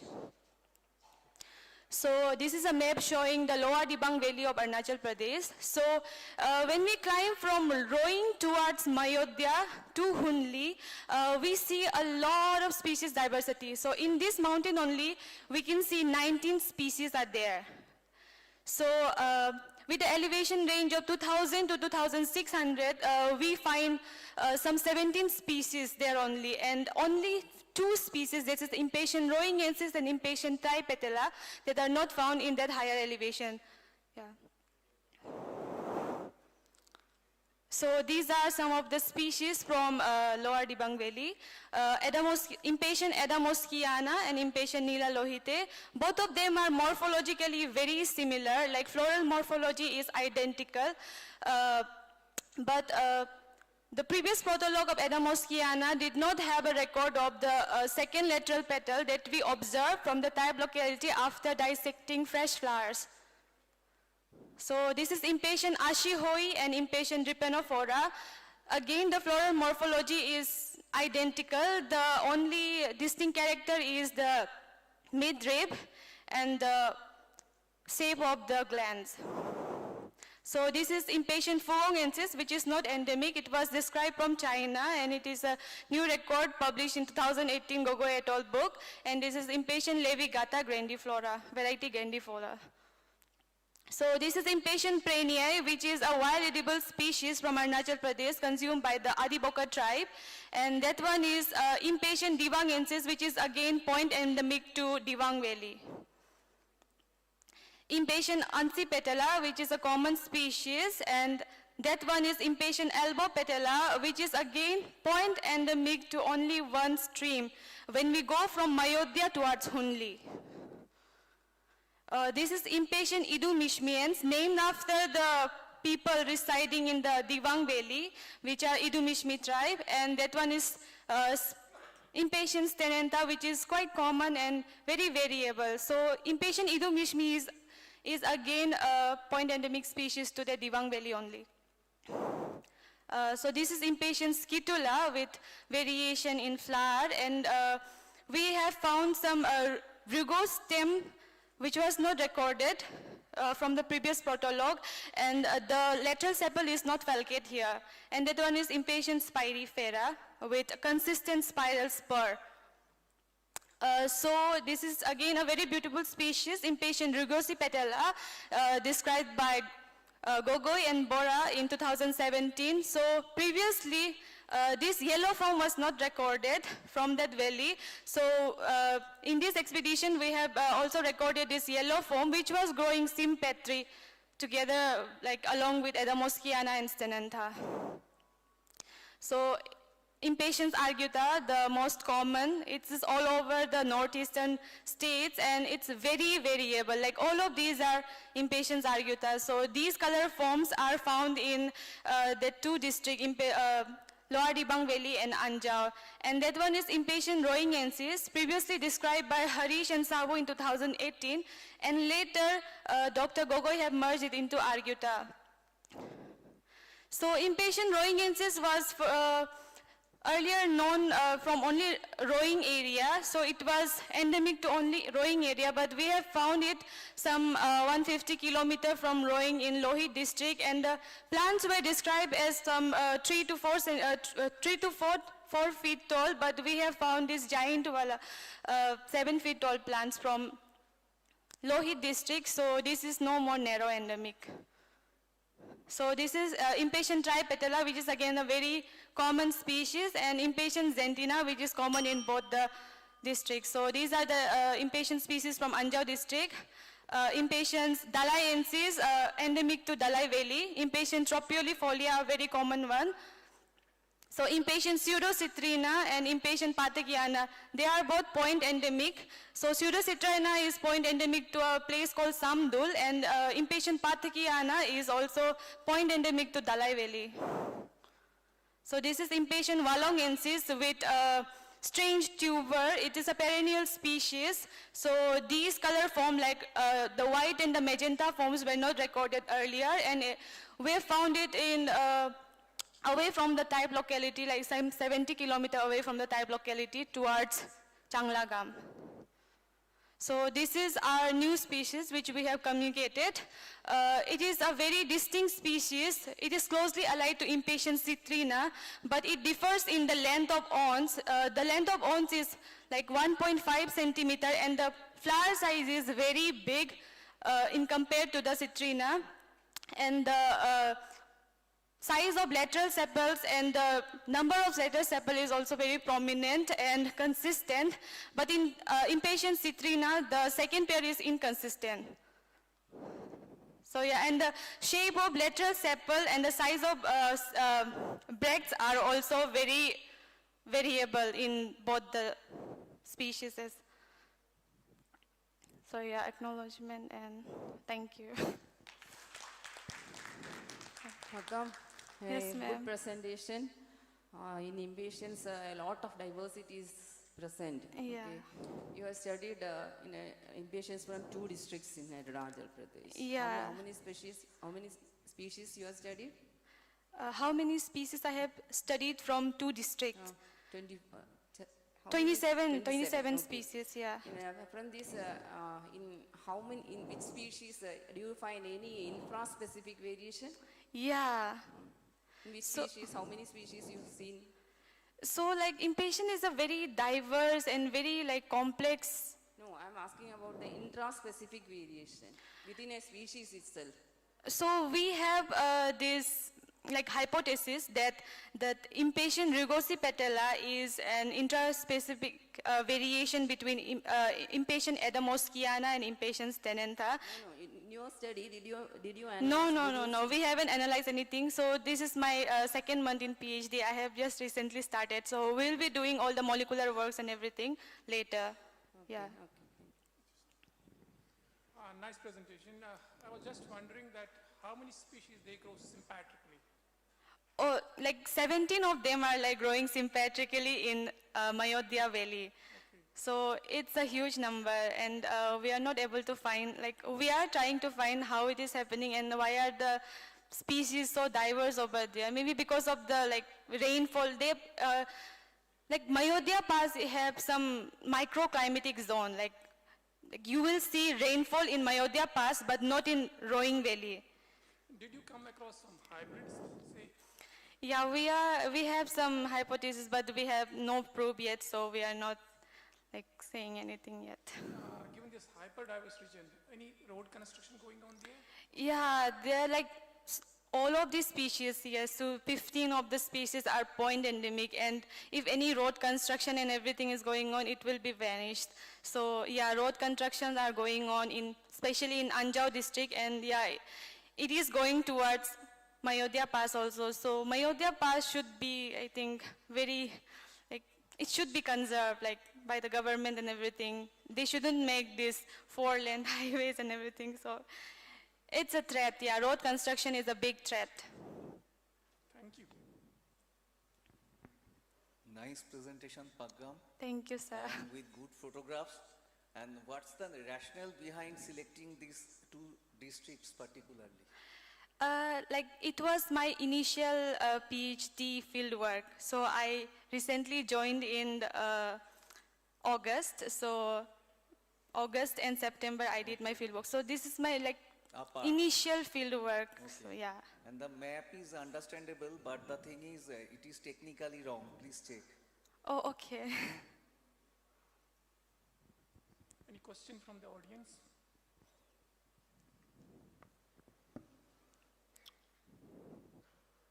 You have selected 2 districts and only 2 taxa are common. Yeah. So what is the reason behind such a difference? I think it's a geographical thing, because in Anjao district, Anjao is very dry compared to Mayodhya Pass. Anjao, we have some grasslands and everything, like Dong Valley and everything is covered with grasses, and the rainfall is not like that heavy as in like Arunachal is full of rainfall, but Anjao district is not that rainy as compared to Mayodhya Pass. So rainfall is a very prominent factor, like it's a very important factor for these impatiens to grow, because it's a succulent kind of land. Okay, you claim that some of the species are common to one district only, endemic to one district only, right? So it is your claim, or Gogoi has published that thing in his book? Yeah, Gogoi sir have published, he have initially done all the preliminary work, so we are grateful, but some of the species that he have not published from the Mayodhya Pass and Anjao district, like that new species which we have communicated, that because the road construction was not there at his time, so the newly roads are constructed, and like we can now go to those places which were not explored. So yeah, so it is like written by Gogoi et al. Also, and we have also like documented some more. Okay, thank you. Good work. Yeah.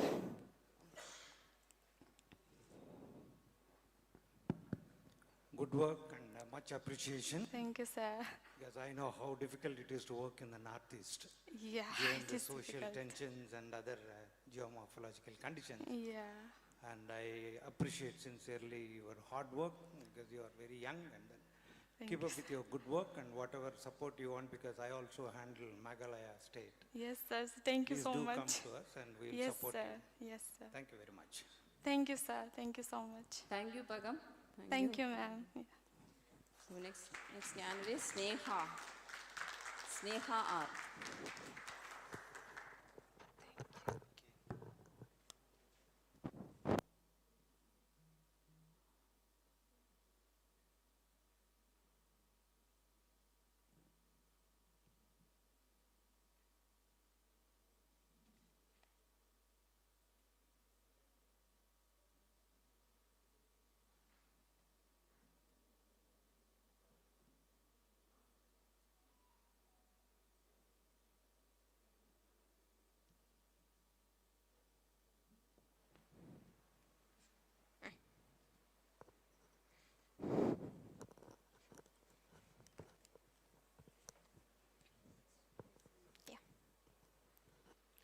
Good afternoon all, myself Sneha, and I am here to present my topic, the comparative analysis of trap architecture of 6 Utricularia species across different habitats in India.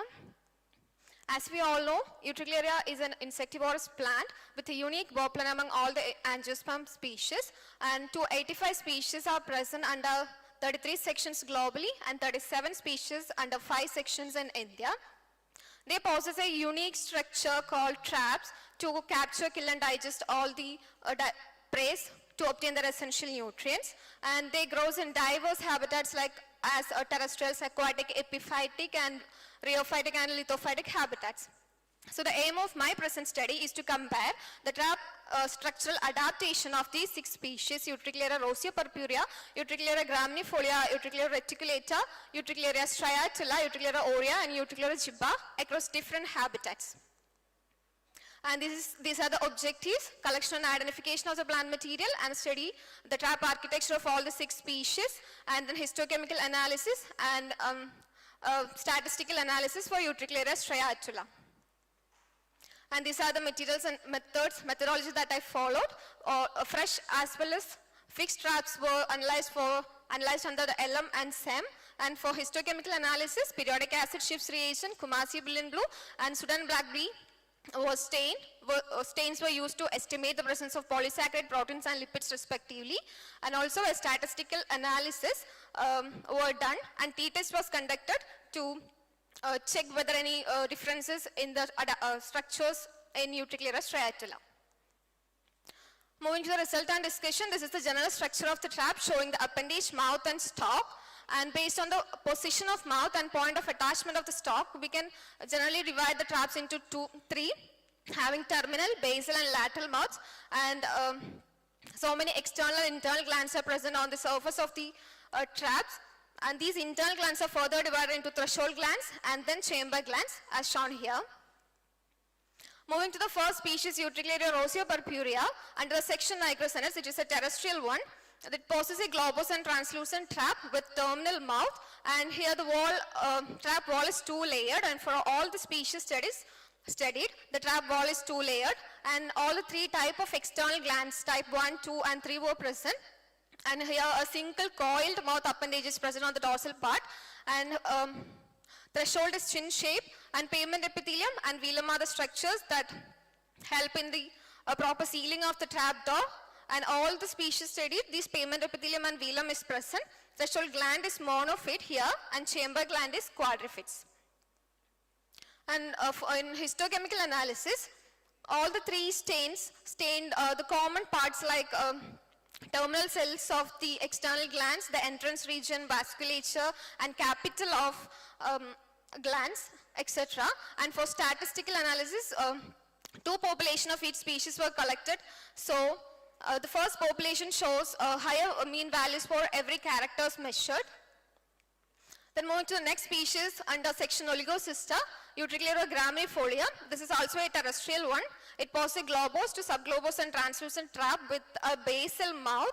And here also all the 3 types of external gland is present. And here 2 appendages is present, which is long, simple, subulate. It may be sessile or shortly stipitate glands may be present. And the threshold is here chin shape, and threshold gland is monophytes and chamber gland is biphytes here. And histochemical and statistical analysis is same for all these species, similar to all the species. Then next moving to the second species, Utricularia reticulata under the section Oligocysta. It also processes globose to subglobose and translucent traps, but some pigmented traps are also seen. And all 3 types of external glands are present, and the dorsal appendage, 2 dorsal appendages are present, which are long, simple and subulate. Threshold here is chin shape, and threshold gland is monophytes and chamber gland is biphytes. And Utricularia striatula under the section Filaria, it also possesses globose to overt and translucent traps with a lateral mouth. Here only the type 1 and type 3 glands were present, and type 2 external gland is absent for the species, and deeply bifurcated appendage is present here, and we can observe 2 habitats they are growing, like as an epiphyte and as a lithophyte. And threshold is also chin shaped here, and threshold gland is monophyte with an average length of 61 micrometer for the lithophytes and 80 micrometer for the epiphytes, and chamber gland is quadriphytes with an average length of 52 to 55 micrometer in the epiphyte and 56 to 58 micrometers in the lithophytes. And here the t-test revealed that these lithophytic and epiphytic species clearly shows a significant differences in their adaptation or the structures, and they shows higher values for the length and breadth of the sizes, and also for the measurements of the internal glands. And moving to the next species, Utricularia aurea, under the section Utricularia, it is an aquatic one, so it also possesses overt to obovert and translucent traps with oblique and lateral mouth. here all types of 3 external glands are present, 2 appendages are present which may be simple or branch. Threshold here is wedge shape and pavement epithelium and velum is present also. Then threshold gland is bifid here and chamber gland is quadrifid. Then utricularia gibba under the section utricularia. It also possesses obliquely overt and green traps with an oblique and lateral mouth. And all the 3 types of external glands are also present in the species, and 2 appendages which are primary setiform branch appendages is present for this species. And the shoal is wedge shape, the shoal gland is bifids and chamber glands is quadrifids. So this is a summary of the study that utricularia roseopurpurea have the trap positions on stolons and the leaves, and utricularia reticulata and graminefolia mainly produces traps on their leaf lamina, leaf bases and the stolons, while utricularia stridula only produces the traps on stolons, and for aquatic species they produces on their foliar organs. And in case of appendages, only utricularia roseopurpurea have a single coiled appendage, while all others have 2 appendages, and rest I have already mentioned. And while comparing the size of the trap, the aquatic utricularia aurea have a larger trap size. So in order to accommodate either larger size prey or in order to capture abundant prey, and they show the longest appendages also. And while comparing the length of the internal chamber glands also, these utricularia aurea shows higher length. And then for all the species studies, only 2 layer or 2 cell thick wall is present. So it is considered as a derived trait for a proper rapid firing mechanism of this trap. So that's all. These are the reference and acknowledgements. Thank you. Sneha, it's a wonderful presentation, especially the insectivorous plant, that is utricularia, and you have studied the structure of the this trap. Okay. And you said that it is related to the habitat. Do you find any habitat variation or any relation between the habitat and the structure of the trap? Yeah. Like in the trap size. And the appendage nature and the length of the stalk, and also in case of the internal glands, we can see the differences. All the aquatic species have this larger trap or smaller trap? You said smaller trap. No, it's larger one. Larger trap. All the aquatic species have this larger trap? Yeah, the species that I have studied, it was like that. I don't know about in general.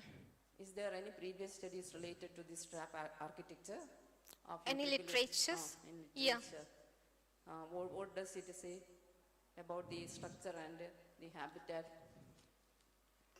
They do have differences between, they have differences while comparing with the habitats. The literature itself says there of course the difference.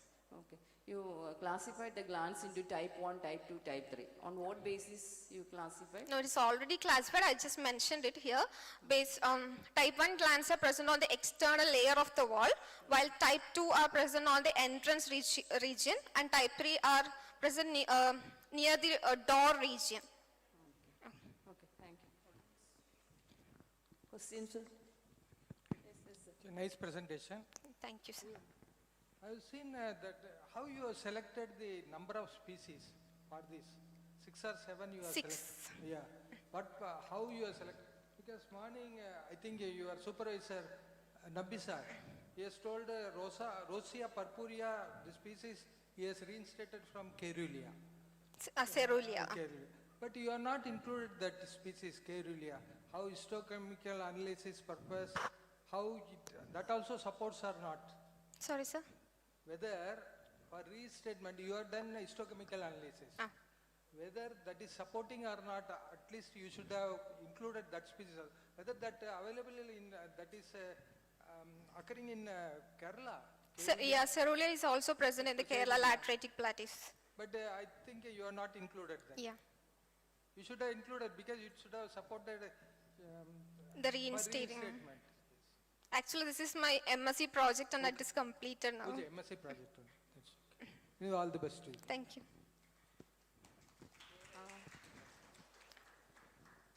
So just a small this one. For example, Atricularia striatula, it grows on the bark of a tree. Sorry, sir. Atricularia striatula. Striatula. Yeah, it grows on the bark of a tree where a thin layer of water will be flowing. Whereas Atricularia gibba and many things, they will be going in the streams. So depending upon the habitat also, there will be differentiation in the traps and Yeah. this one. That is So, what. Yeah, so that factors, so those factors also we can bring in actually, depending upon how much content of the water and also the traps actually. Okay, sir. Okay, sir, because of a lack of time, we can... Thank you. Thank you, sir. Thank you, Sneha. Next candidates, Sukhdev Bera.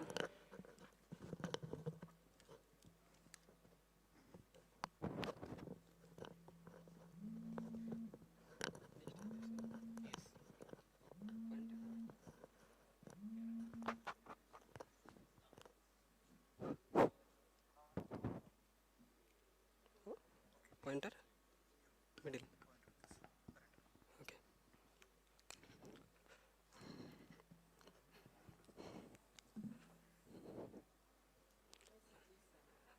Good afternoon. I am Sukhdev Bera from Botanical Survey of India. Here I will present our research work on taxonomy of the tribe Melusi. It is the largest and taxonomically complex tribe of the family Anonaceae. It's represent 556 taxa. In India, it is included 84 taxa. Among them, 46 are endemic.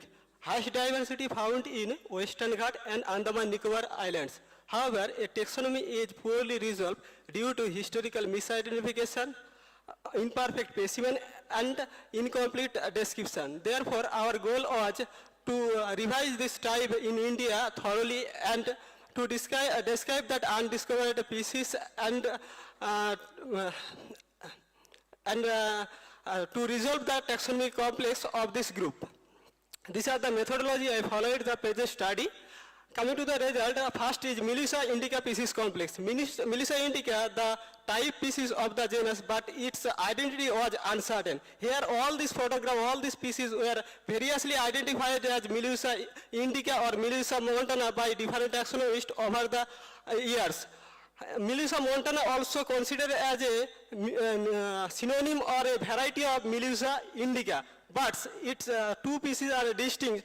And our newly discovered species, Melusa bedomi, was misidentified over 150 years since its first collection in 1860 by Bedom.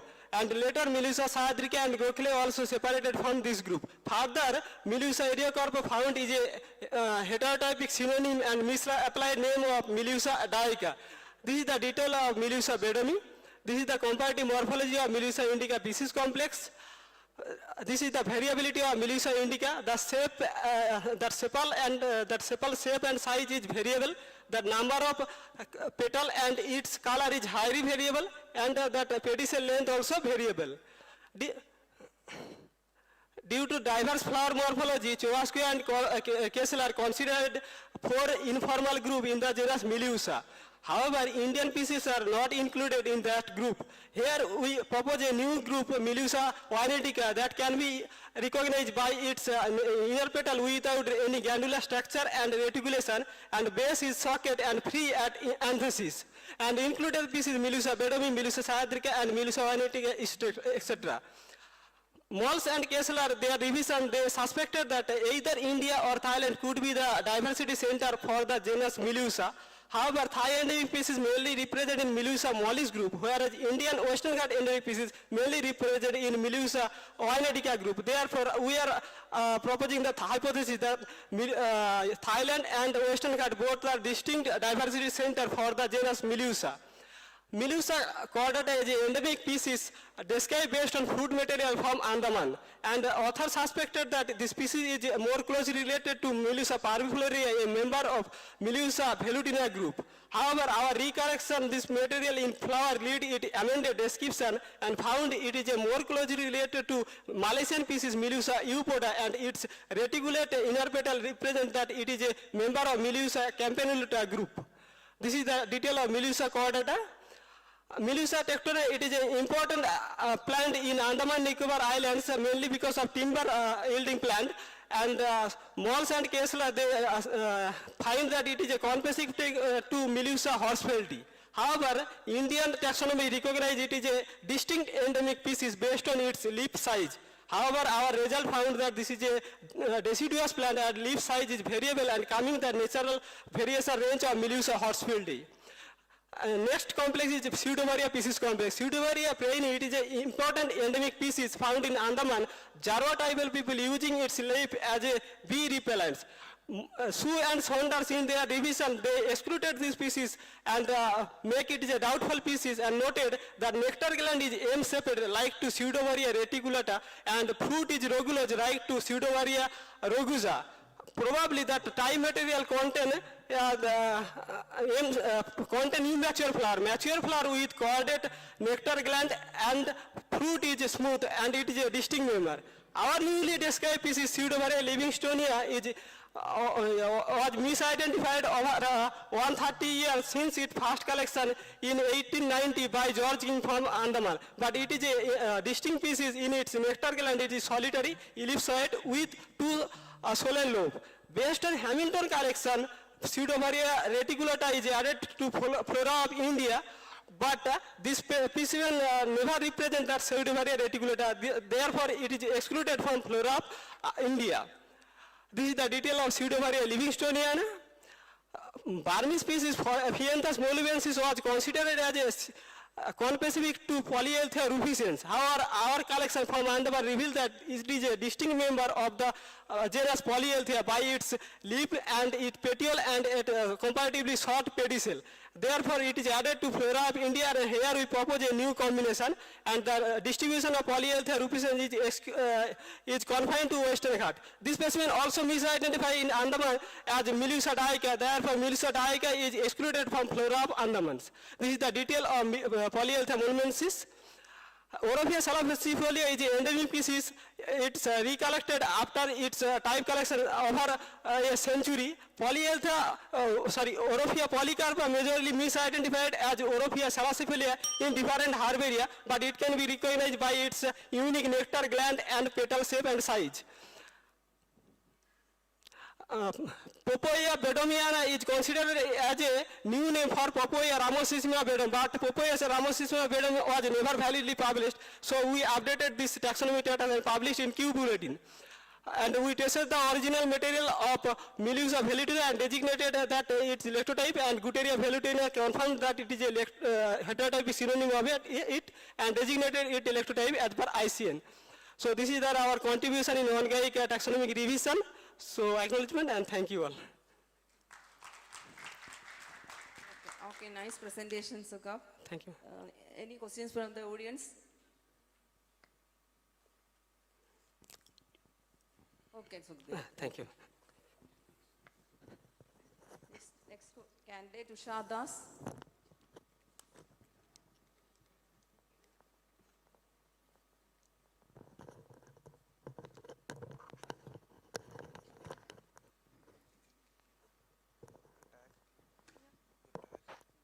Yeah? No, I don't have. I have to, how to do this? No. No, I don't have.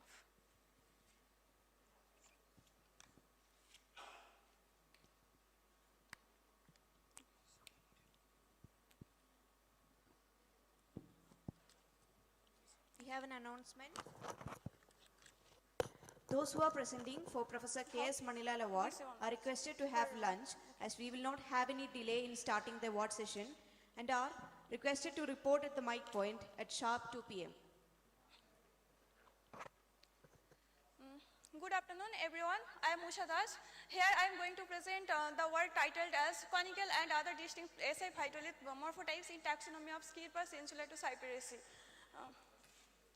The Cyperaceae, along with the third largest family in monocot, it is also one of the major silica concentrators. Here, the phytolith morphotypes the diagnostic one is conical, and the phytolith morphotypes are not always same across the different plant organs, such as in akin phytolith. and Scirpus insulato, which is the most complex and diverse group among the members of the family Cyperaceae. In this present investigation, 8 species and in total 11 populations were selected in which is included under Scirpus insulato. And the species were previously kept under the type Scirpi, and later the different authors separated these taxa into different types based on different characters like morphology and anatomical character and also molecular characters, etc. This present study is carried out to know the effectiveness of phytolith study in segregation of different genera from Scirpus insulato and to correlate this tribal placement with the classification like specially Lydon et al. 2021. Here these are the reproductive morphology of different taxa of Scirpus insulato. In the genus Actinoscirpus and Eroskirpus, and in Scirpus here the inflorescence is in terminal position, and in the other genus, that is Scoinoplectus and Scoinoplectella and Scoinoplectia species, here the inflorescence is in pseudolateral position. And this is the methodology I followed for this work, and this is the collection details I have showed here. And in results, one of the major findings is that conical morphotype. Here in different taxa, the conical morphotype shows the diversity or differences among the genus. Here in Actinoscirpus, the margin is slightly wavy, and the conicals and the satellites are in discontinuous manner, and here is very less or very low amount of interapical satellite. And in also Scoinoplectus, here is also very less interapical satellites and the discontinuous peripheral satellites. And in Scoinoplectella, the margin is dented and very dense satellites here. And in case of Eroskirpus, there is no peripheral satellites. Here also the margin is in highly sinuate and also in 2 rows. And in case of Scirpus, here the conical is surrounded by 4 to 6 peripheral satellites. And in case of phytoliths, which are extracted from nutlets, here in Actinoscirpus glossus, the phytoliths are with very less elongated and with papilla. And in case of the 3 species of Scoinoplectella, here the phytoliths are very elongated type and with more than 1 papilla. And in case of Eroskirpus, here the different angled phytolith types are shown with papilla. And in case of Scoinoplectus littoralis, here the irregular type of phytolith with papilla is shown. And in Scirpus uchuri, here the phytolith is circular to semicircular type with papilla is found.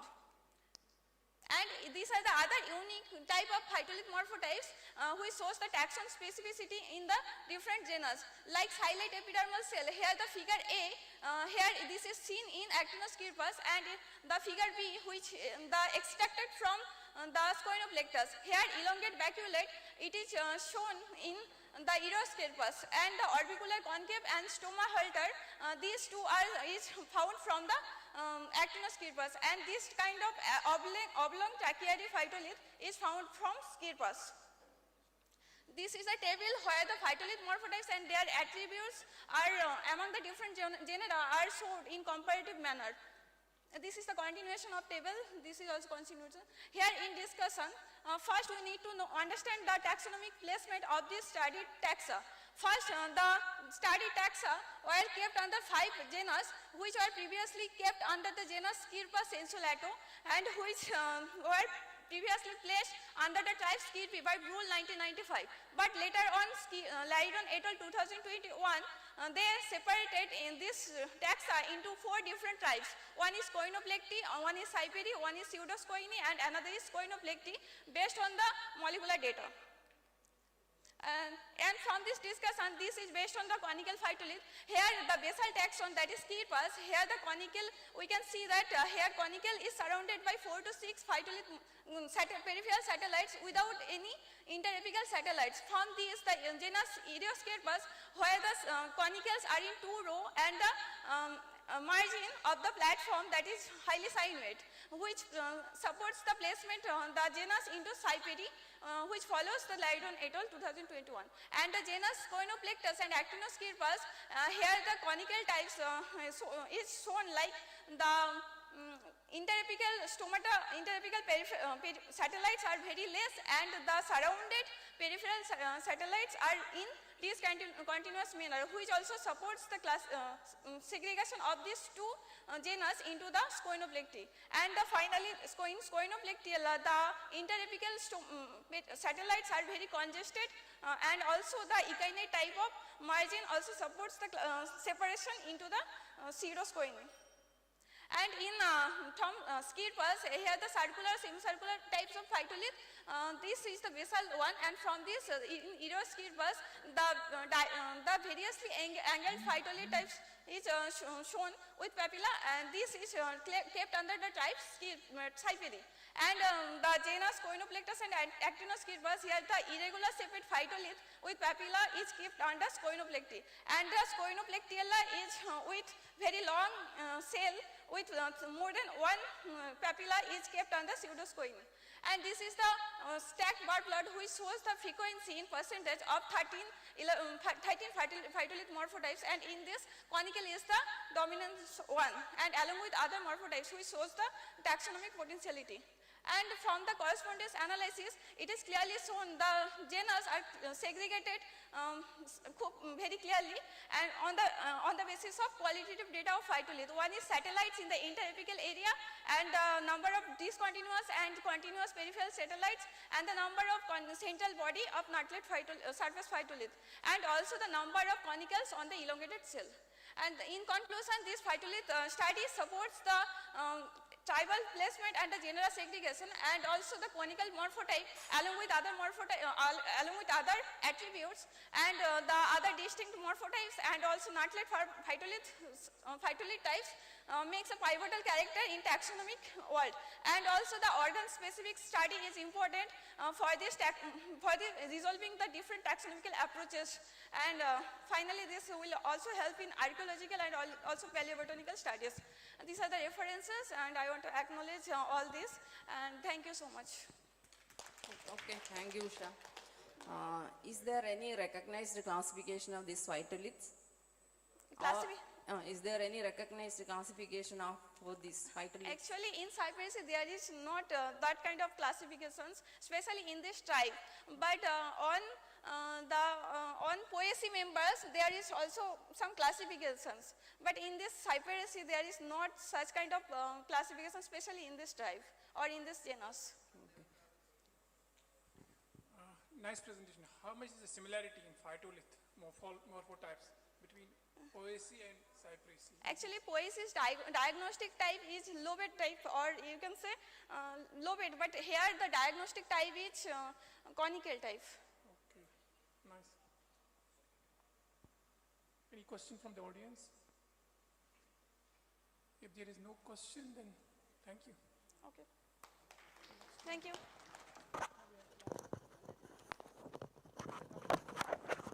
We have the last presenter, Manager G. Patigar.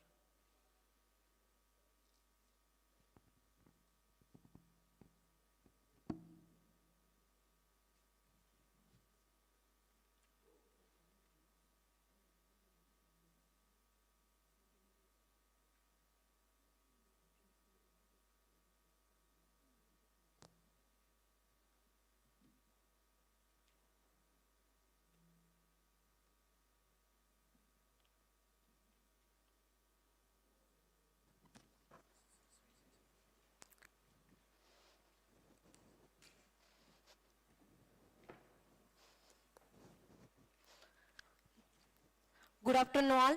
Myself Vanaja Patkar from Karnataka Science College, Dharwad. My research topic is an Angiosperm checklist of lateritic plateau of Goreguda Forest, Kumta Taluk, Uttar Kannada District, Karnataka State, India.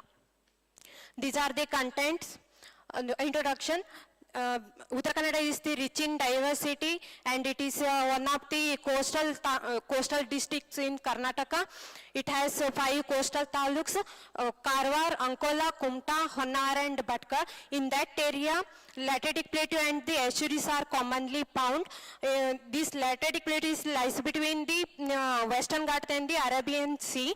The term laterite is first given by the Francis Buchanan in 1807. This soil characteristic of coastal hinterland. This is formed by the dissection of the geomorphological levels.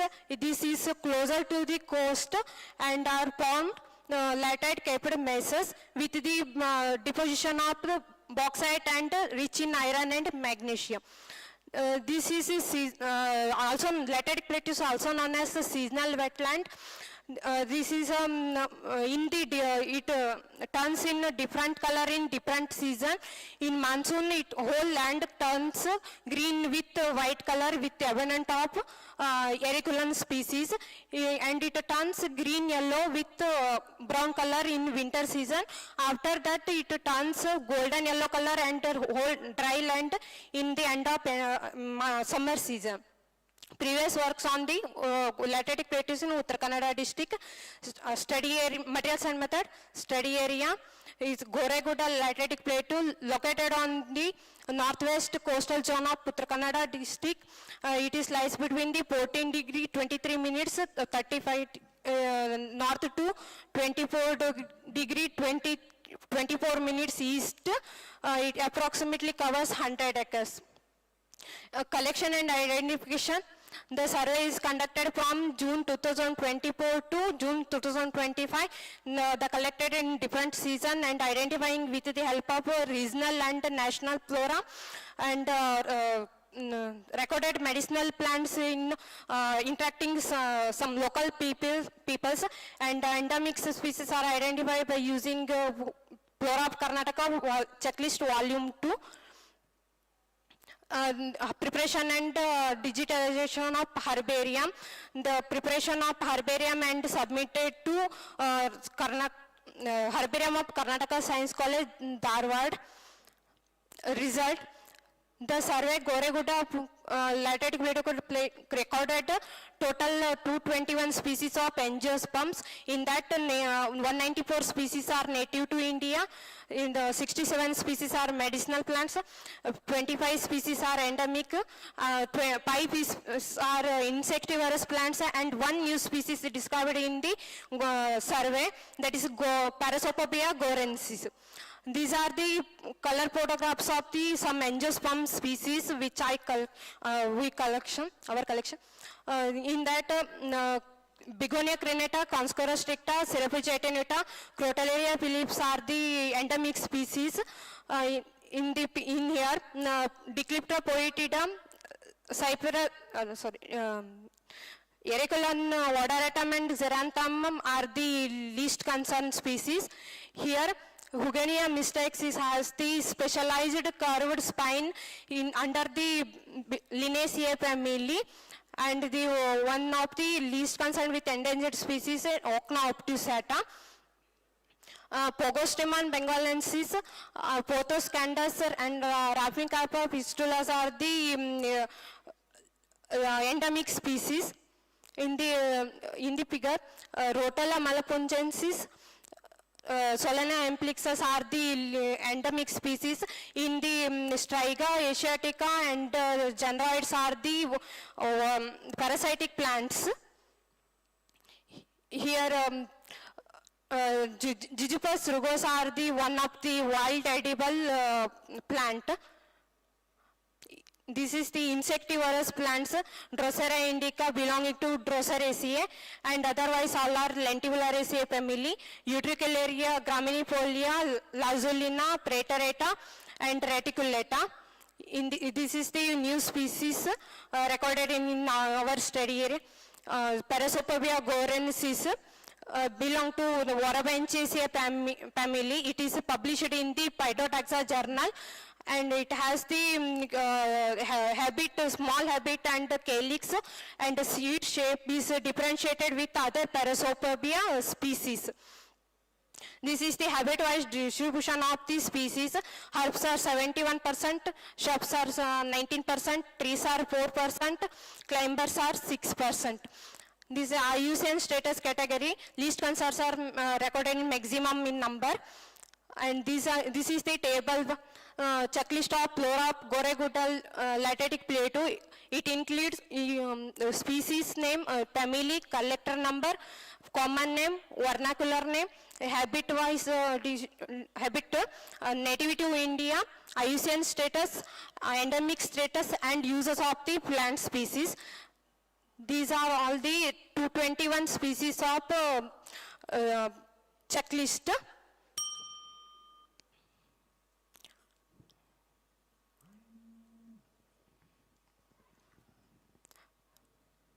Conclusion, the above work gives the 221 species and under 178 genera and 62 families checklist of Angiosperms is in the coastal belt of Uttara Kannada district. This help to the research scholars, students and etc. And this survey reports one new species, Parasocobia gorensis, new to science, and photographs carnivorous plants and some angiosperms are helpful to non-taxonomists, and bar graph and IUCN status and pie chart of habitat distribution as easily understand to the for students. These are the reference which I have referred. Thank you. Okay, thank you, Anuja. Good presentation. Did you find any variations, any seasonal variation, or any the occurrence of plants in related to the seasonal variation? In rainy season is abundant in number species, Uecolan, Utricularia, etc. In that winter season grasses are abundant. Otherwise summer season it is dried land. Okay, no other species, no variations? No other species you didn't find any variation? No. Except this, okay. Yeah. Okay, thank you. Thank you. Questions? Any questions? Okay, thank you, Vanuja. So, I thank all participants for their. So we are coming to the end of the this award lecture, that is A.K. Pradeep Young Researchers Award. Altogether, we had 13 presentations. All the students, they have performed very well. Anyway, I wish all the best for all the participants, and I extend my hearty thanks to the organizers on behalf of my co-chair for giving me an opportunity to chair this session. Thank you all. I thank all participants for their wonderful presentations. May I request Dr. Debabrata Methi, Professor, University of Calcutta, to felicitate Dr. Suhara Bivi, Dr. Ansar Khuro, and Dr. Debjyoti Bhattacharjee for graciously chairing the session.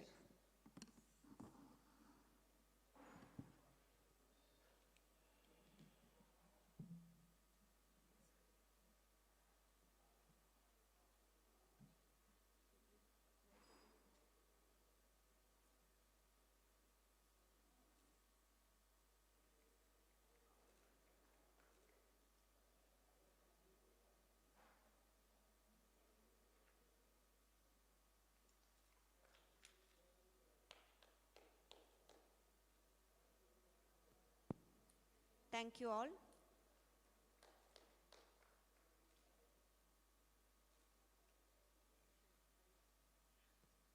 Thank you once again. We now break for lunch. Lunch will be served at the usual dining area, and the participants for Professor K.S. Manilal Award are requested to report at the mic point at sharp 2 o'clock. Thank you.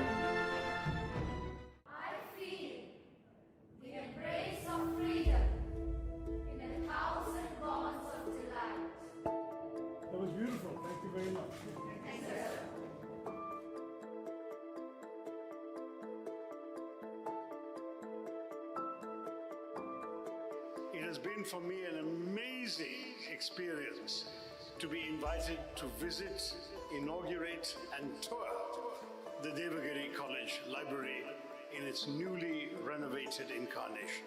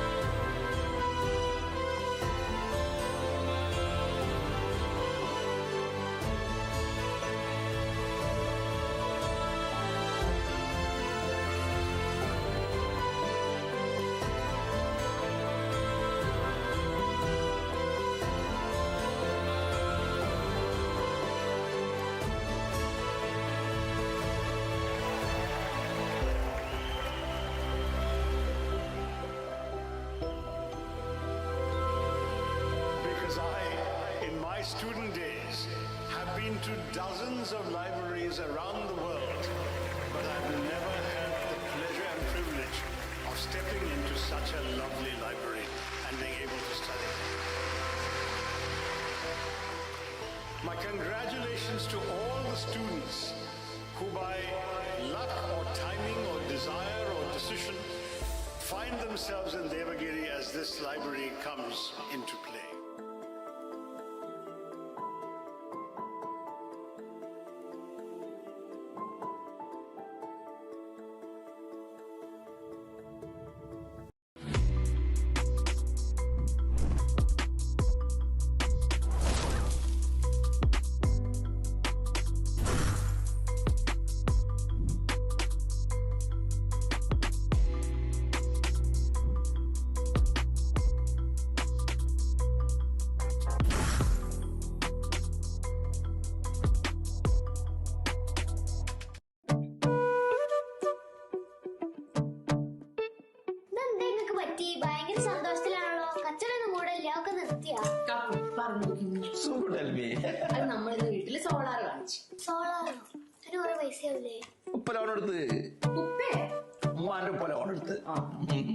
അപ്പൊ പൈസ അടക്കിയ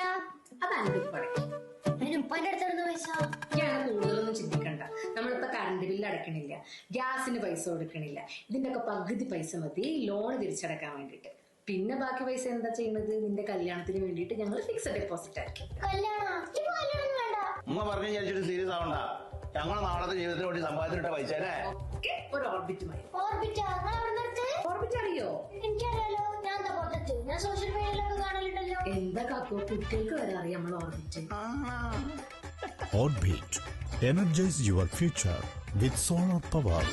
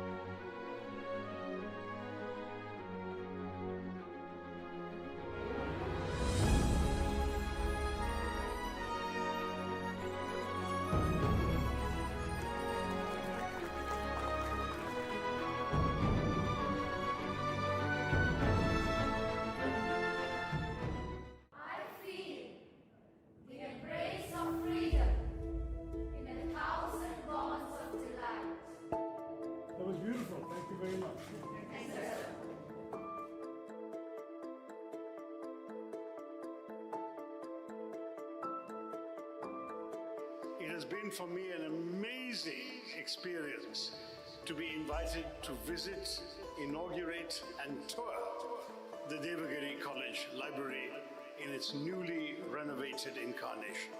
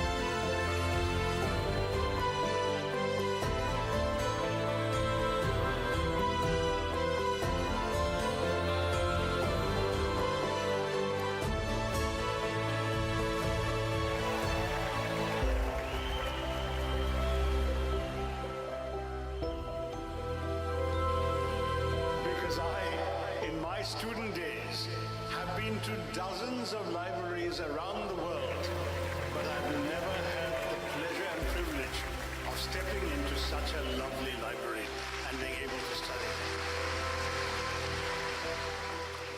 My congratulations to all the students who by luck or timing or desire or decision find themselves in Devagiri as this library comes into play.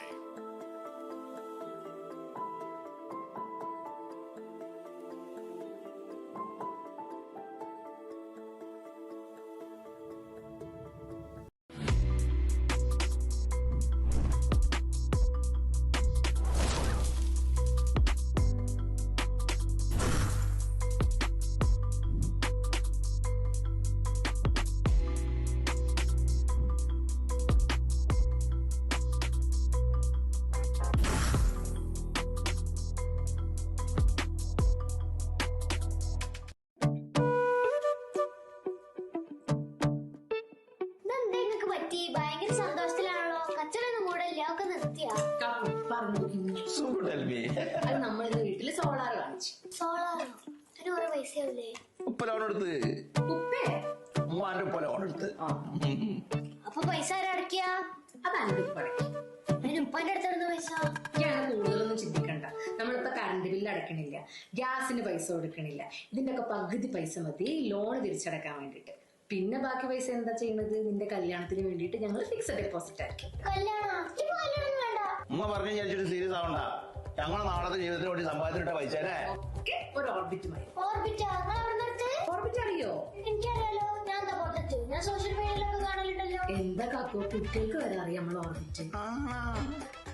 Orbit. Energize your future with solar power.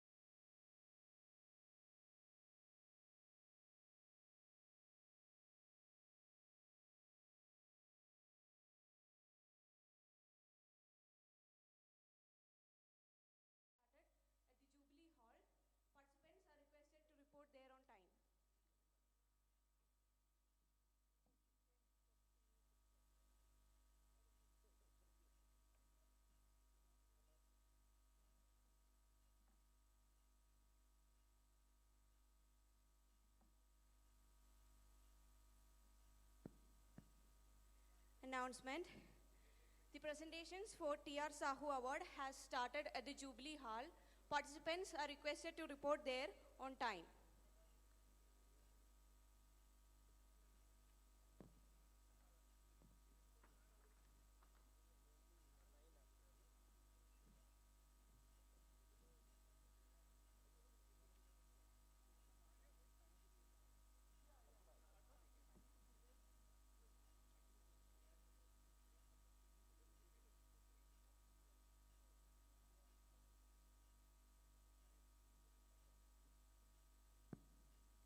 Participants for this presentation, Mayuri Katalkar and Vasundhara V. Court are to be reached at the mic point.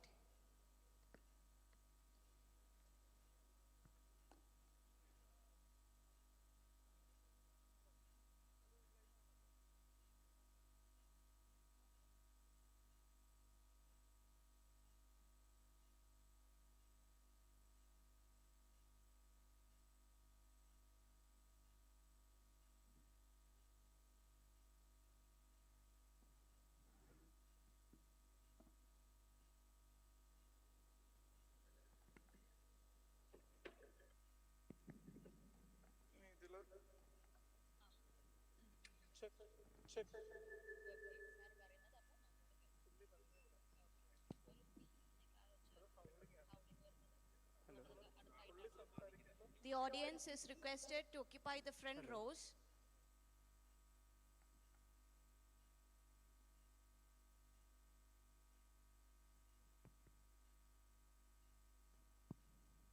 Welcome back and please be seated. We shall now commence Award Session 4. This session is dedicated to the presentation of the prestigious Professor K.S. Manilal Award. To preside over this session, I invite Dr. Matthew Dan, retired Senior Principal Scientist, Jawaharlal Nehru Tropical Botanic Garden and Research Institute, Trivandrum; Dr. Vinod B. Shimpale, Professor, the New College, Kolhapur, Maharashtra; and Dr. Maria Emilia Mascarenas, Professor, St. Xavier's College, Goa.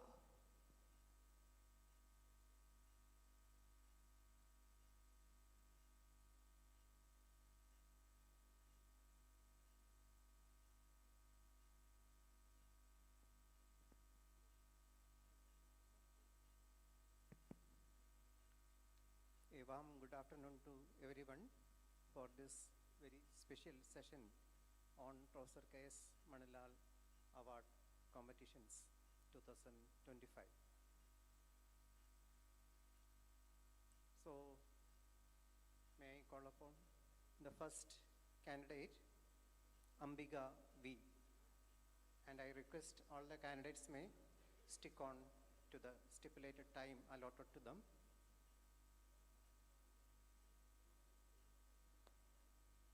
The first candidate, Ambika V.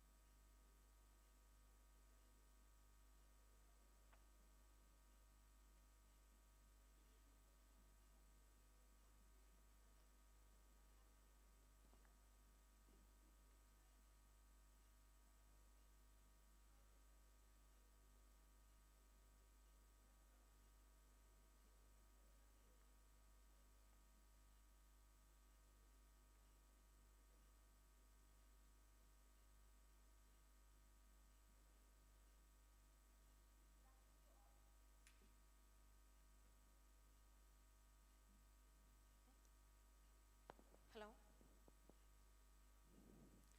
Good afternoon to all. I am Ambika V, doing PhD under the guidance of Dr. Suresh V, Associate Professor, Department of Botany, Government Victoria College, Palakkad.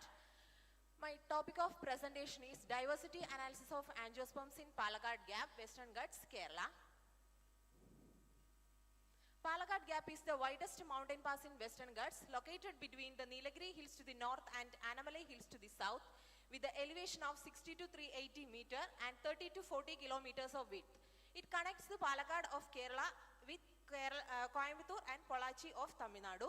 It plays a significant role in the climate of neighboring regions of Coimbatore and Palakkad. The present study was focused on the areas coming under the plains of Palakkad, Pollachi and Coimbatore districts of Tamil Nadu on lowlands of the Palakkad Gap. This is the present study area, which is divided into 5 to 5 kilometer rasters, and total number of rasters includes 42, each of rasters having 25 square kilometers of area. Moving to the aim of the study, the present study aims at the identification of the floristic diversity of angiosperms in Palakkad Gap region. Moving to the objectives of the study, first one, exploration, documentation and collection of flowering plants in different seasons. Then taxonomic characterization and identification of floral diversity with reference to diverse ecosystems in the study area, and to make floristic analysis with emphasis on dominant plant groups, endemics, rare and threatened plants. Next, methodology, which includes exploration, collection and identification, photo documentation, ecological study and herbarium preparation. Next, the floristic analysis within the study area revealed total 610 taxa, belongs to 36 orders, 101 families and 413 genera. This is the number of plants in different orders within the APG4 classification system. Among these, lamiales are the most dominant order with 85 plants, followed by fabales, malphigiales, gentianales, etc. Then moving to the family status of the plants within the study area. Here, Fabaceae is the most dominant plant species with 76 members, followed by Acanthaceae, Euphorbiaceae, Asteraceae, etc. Then this is the genus status. Here, Cypress is the most dominant with 11 species, followed by Ipomia, Ficus, Philanthus, etc. Then nativity analysis. Within the study area, among 365 plants are native, followed by 182 exotic and 63 invasive alien. Then moving to the wrong hair life form classification of the plants. Therophytes are the most dominant, followed by phanerophytes, camophytes, hemicryptophytes, geophytes, vascular semi-parasites, errant vascular hydrophytes, vascular parasites and lianas. Here the present study area has a therophanerophytic type of phytoclimate, which indicates arid or semi-arid climate. Then this is the heat map of the therophytes of the study area. This map shows the eastern and western variation of the distribution within the therophytes. Here the eastern part of the Western Ghats, Palakkad Gap contain the more diversity of the therophytes, which indicates the arid climate than the western parts of the Palakkad Gap. Here the diversity and number of the therophytes is low, which indicates the influence of the humid monsoon. And totally, the therophytes can be considered as a bioindicators of the climate gradient. Then this is the habit status. Here 47% are herbs, followed by shrubs, trees and climbers. Then moving to the IUCN Red List categories. Here the least concern was very common, followed by data deficient, vulnerable, critically endangered and endangered ones. Moving to some of the critically endangered species, Euphorbia prostrata and Jasminum azoricum. Next one, vulnerable, Carecia pedata, endangered Tectona grandis and Ledaboria maveli. Then moving to the endemic species status. Here the plants endemic to peninsular India is more dominant, followed by Palakkad Gap, Southern Western Ghats, India and Western Ghats. Then some of the endemic species within the study area include Spermacosae hispida, Commelina whitei, Barlaria buxifolia, Gisaspis cristata, variety Tenella, Murdania semiterus, then Holarina parishadi and Caseria Sidalakshmiae. Then 4 new species of Polycarpia palakkadensis, Barbellata, Samophila and Ebractiata. Then moving to the new plant species discovery part. Here the Ledaboria maveli is the most recent discovered plant, and it was published in the Nordic Journal of Botany on January 2025. Here it is belongs to the family Asparagaceae and found from the Mudalamada region of Palakkad districts, and flowering in May to June and fruiting in July to August, and under the endangered category. Ledoburium maveli is morphologically distinguished by ovoid bulbs and its size with leaf characters, and the inflorescence length, number of flowers, bract characters, ovary nature, style, length and stigma nature. Then moving to the next new species from the study area, which is Hollerina parishadi, belongs to the family Apocynaceae, and it is published in the journal Phytotaxa on 2024. Here it is found from the Nartugal region and generally found on the roadsides, and flowering in April to May and fruiting in June. It is also included in the endangered category. Here the new species resembles the Hollerina pubescens by leaf blade ovate to elliptic and its size, and it is easily distinguished from the allied species Hollerina pubescens by the glabrous nature, corolla tube length, etc. Then moving to the next new species, Caseria Sidalakshmiae. It is discovered from the Kannadi region of the Palakkad and published in the Phytotaxa journal. This belongs to the Salicaceae family, and it is distinguished by the leaf nature mainly. And then 4 new species of Polycarpia, Palakkadensis, Barbellata, Samophila and Ibractiata. These works are collaborative work with University Kerala, Trivandrum, and it is published in the Phytotaxa and Phytokeys journal. Then moving to the next new generic record. Here the Penadropis capensis is a new generic record for Kerala, found from the Konyambara region of the Palakkad. With this I conclude my presentation. Thank you all for your attention. Okay, Ambika, you have made a very good presentation. Thank you, sir. With good number of publications and all. Congratulations. Thank you. And could you make a comment on pterophytes? You are specifying that pterophytes are the dominant members in that region. Pterophytes are generally annuals. They complete their life cycle within one favorable season, and after they survive the unfavorable season as seeds. Mostly their dominance indicates it is a arid or semi-arid climate, phytoclimate. Yeah, so it indicates the particular nature of the habitat. Yes, that's sir. what your yes, conclusion. as per literature. Okay, and another important point you mentioned is Fabaceae is the most represented one. Yes, sir. Most dominant family. Dominant family.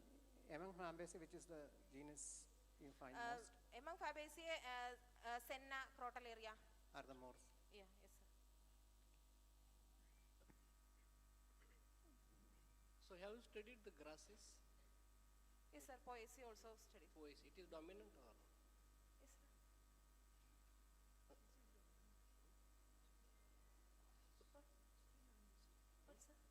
What, sir? So, just I would like to ask, what is the status of Poaceae family in your area? Poaceae. Poaceae. Yeah. Poaceae is the second dominant family. Among these, Iragrostis species are frequently seen. Any questions from the audience? Yes, sir.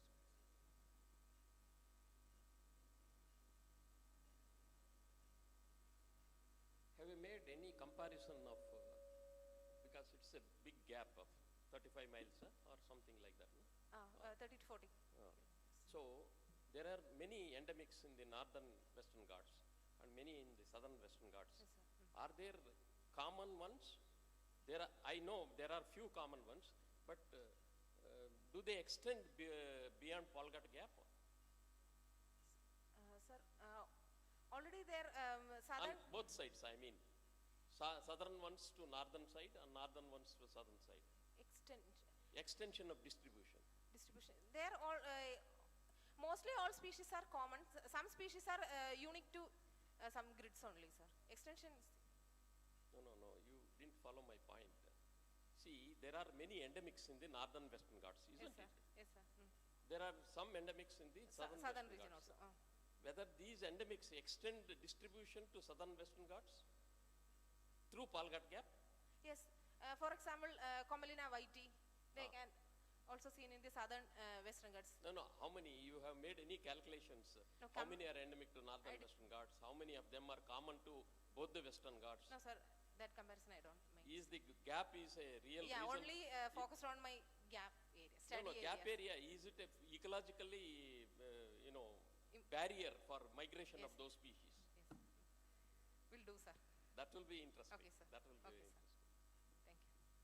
Any other questions?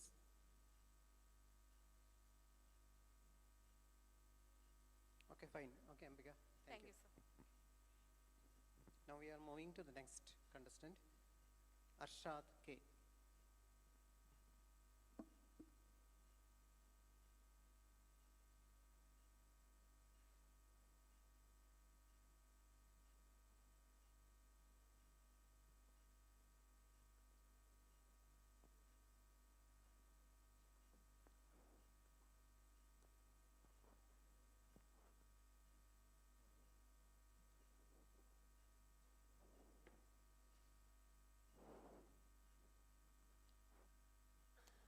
Good afternoon all. I am here to present my topic titled Taxonomic Novelties in Podostomaceae, Dalzellia filicupulata and Dalzellia angustivitata. The Podostomaceae family is an aquatic Angiosperm family, and they are adapted to fast flowing freshwater habitats. And worldwide, it includes 52 genera and 363 species. In India, it represents 10 genera and 25 species only. These plants have some unique features like lack of antipodals, lack of triple fusion, and lack of endosperm, and the presence of single fertilization and the presence of pseudo embryo sac.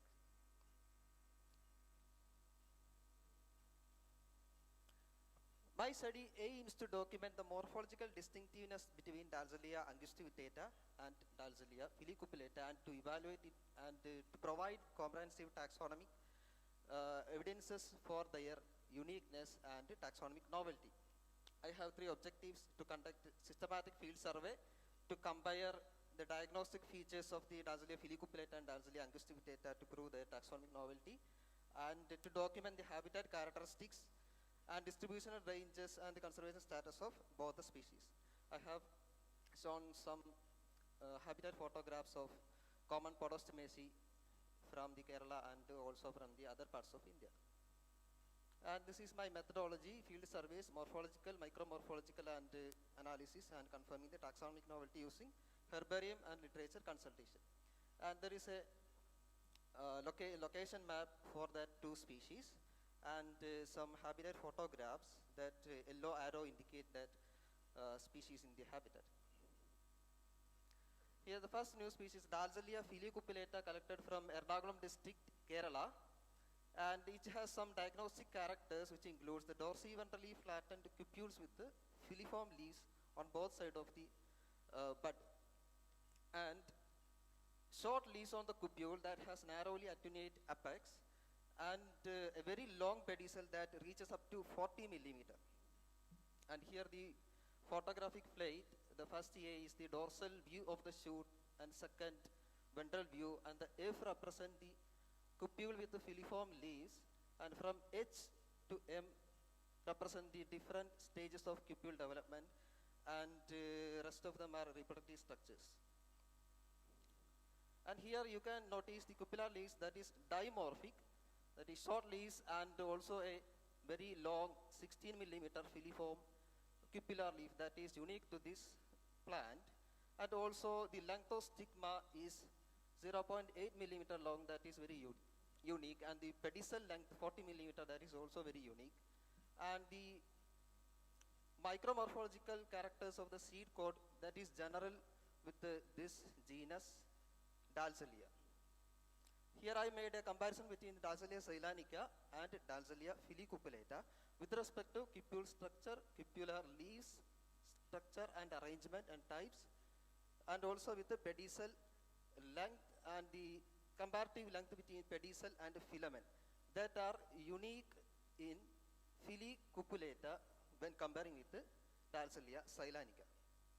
Here the etymology, the term specific epithet filicupulata indicates the filiform cupullar leaves, and I recommend this species as a data deficient because I collected from only one location, maybe that is present in more than one localities.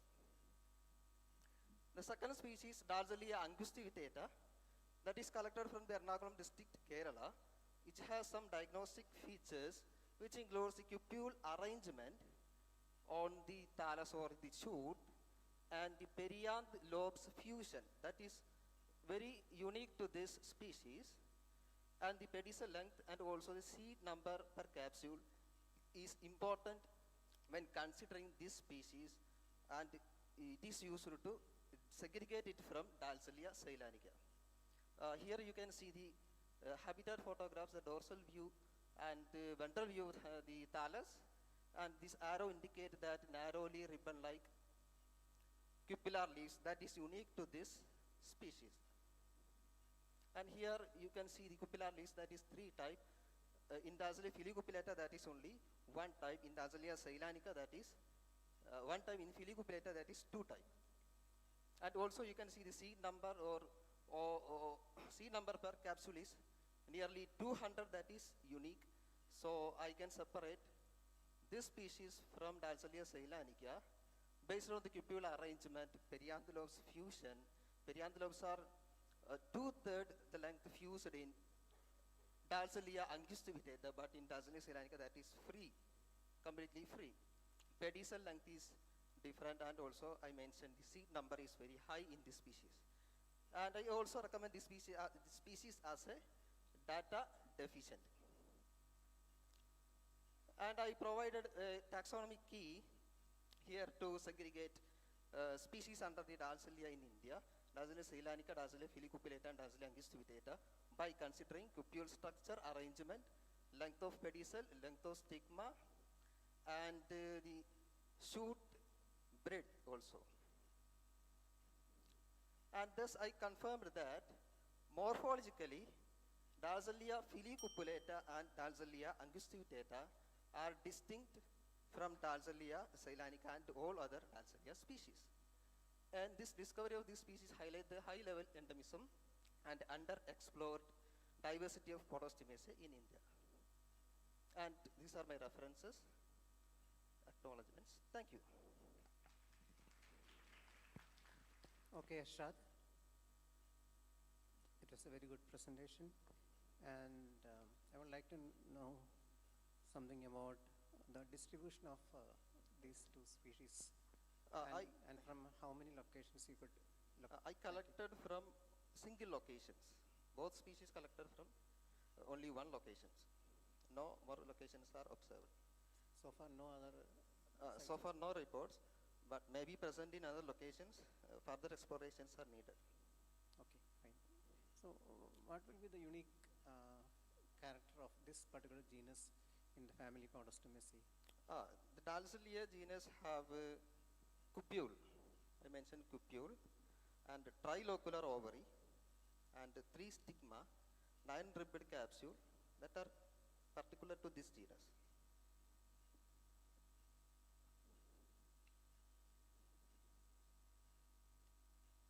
No questions. Okay, thank you. Any question from the audience?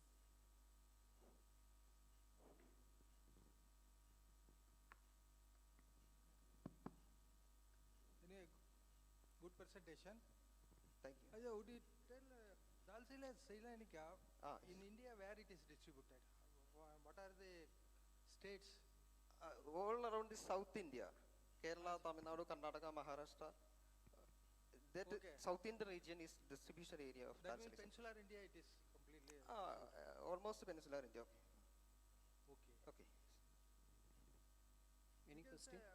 Whether you are tried for this species in other states also? Kerala, of course, Ernakulam you found.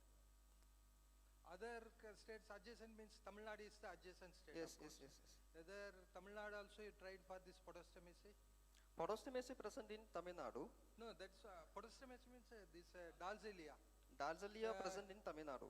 Yes. Yeah, whether Ceylonica it is there you told. Yes. Whether you tried that Ernakulam nearby Tamil Nadu districts. I collected Podostemaceae all around India, including Northeast India, all Okay, states. you are collected by. Okay. And only these 2 species collected from only 1 location. You found only in these 2 places only. Only. No, after discovery, whether you attempted to collect Yes, Ernakulam and nearby districts also in Kerala? Yes. but we could not get. I not get it. Not get that. Anyway, best wishes for next collection. Yes. Any more questions? Okay, Asha. Thank you. Thank you. And the next contestant is Ashutosh Sharma.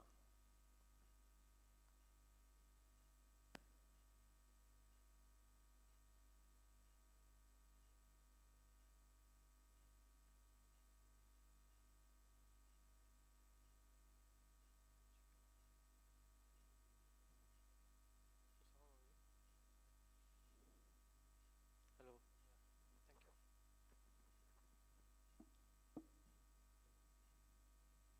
Thank you. Good afternoon, everyone. Today, I'm Ashutosh Sharma here. I will be presenting my work on A Quest to Rediscover Century-Old Lost Species, a case study of a big plant genus Impatiens balsaminaceae in the western Himalayan part of Himalayan biodiversity hotspot region. So this is the general morphology, flower morphology of Impatiens balsaminaceae. So you can see the different parts. We have lower sepal, which is further rises into a spur, and most of the species in western Himalaya that we have, they have a glabrous capsule, except for this Impatiens balsamina, which is common throughout the India. Yeah. So we have extrafloral nectaries also as a gland, which provides nectar to ants and other species of insects.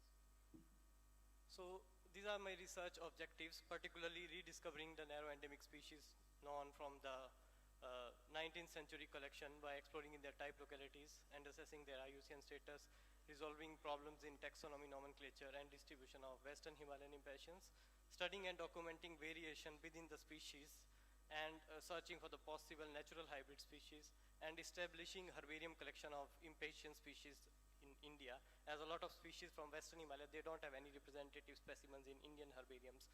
Yeah.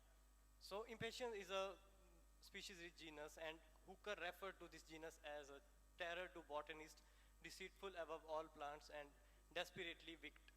And he also wrote a letter to Sir Charles Darwin, who was a good friend of him. So he wrote, I took down the most difficult genus of Impatiens of Indian plants I could think of to work at, that is Impatiens, of which there are just 100 Indian species. I have made the first draft of a monograph of them. So this he wrote in 1857. At that time, only 100 species were expected in that particular genus, but now we know like there are more than 300 species of this big plant genus Impatiens in India. Yeah.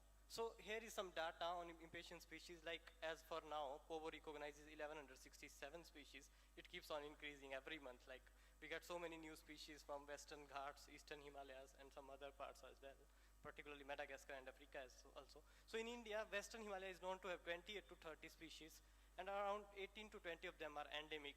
And in Nepal, you can see the number. And what makes things very clear is the number of species keeps on increasing as we go towards the east.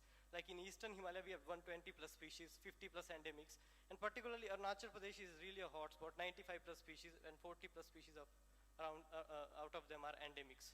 But the thing is, nobody worked in the Western Himalayan part of the Himalayan biodiversity hotspot, unlike Eastern Himalaya, where so many people worked, and in Western Ghats, Dr. Bhaskar sir worked. So, wait, yeah, yeah. So these are the species that I found during the last 8 years of my field work. And I ended up discovering these 4 species that are represented in purplish color.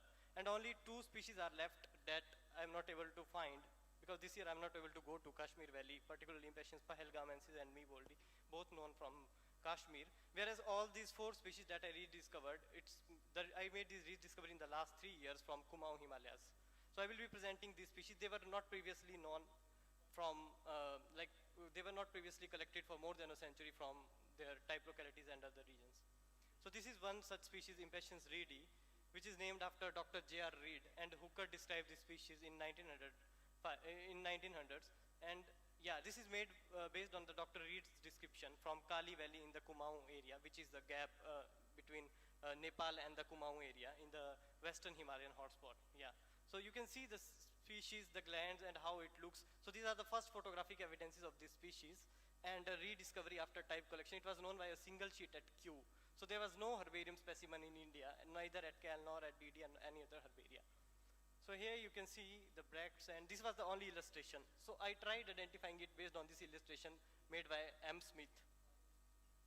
So this is other species impatiens in IT, and this is a I needed to reinstate the species because it was merged by some people with the wrong group, which is Impatiens bicornuta, which is not allied to.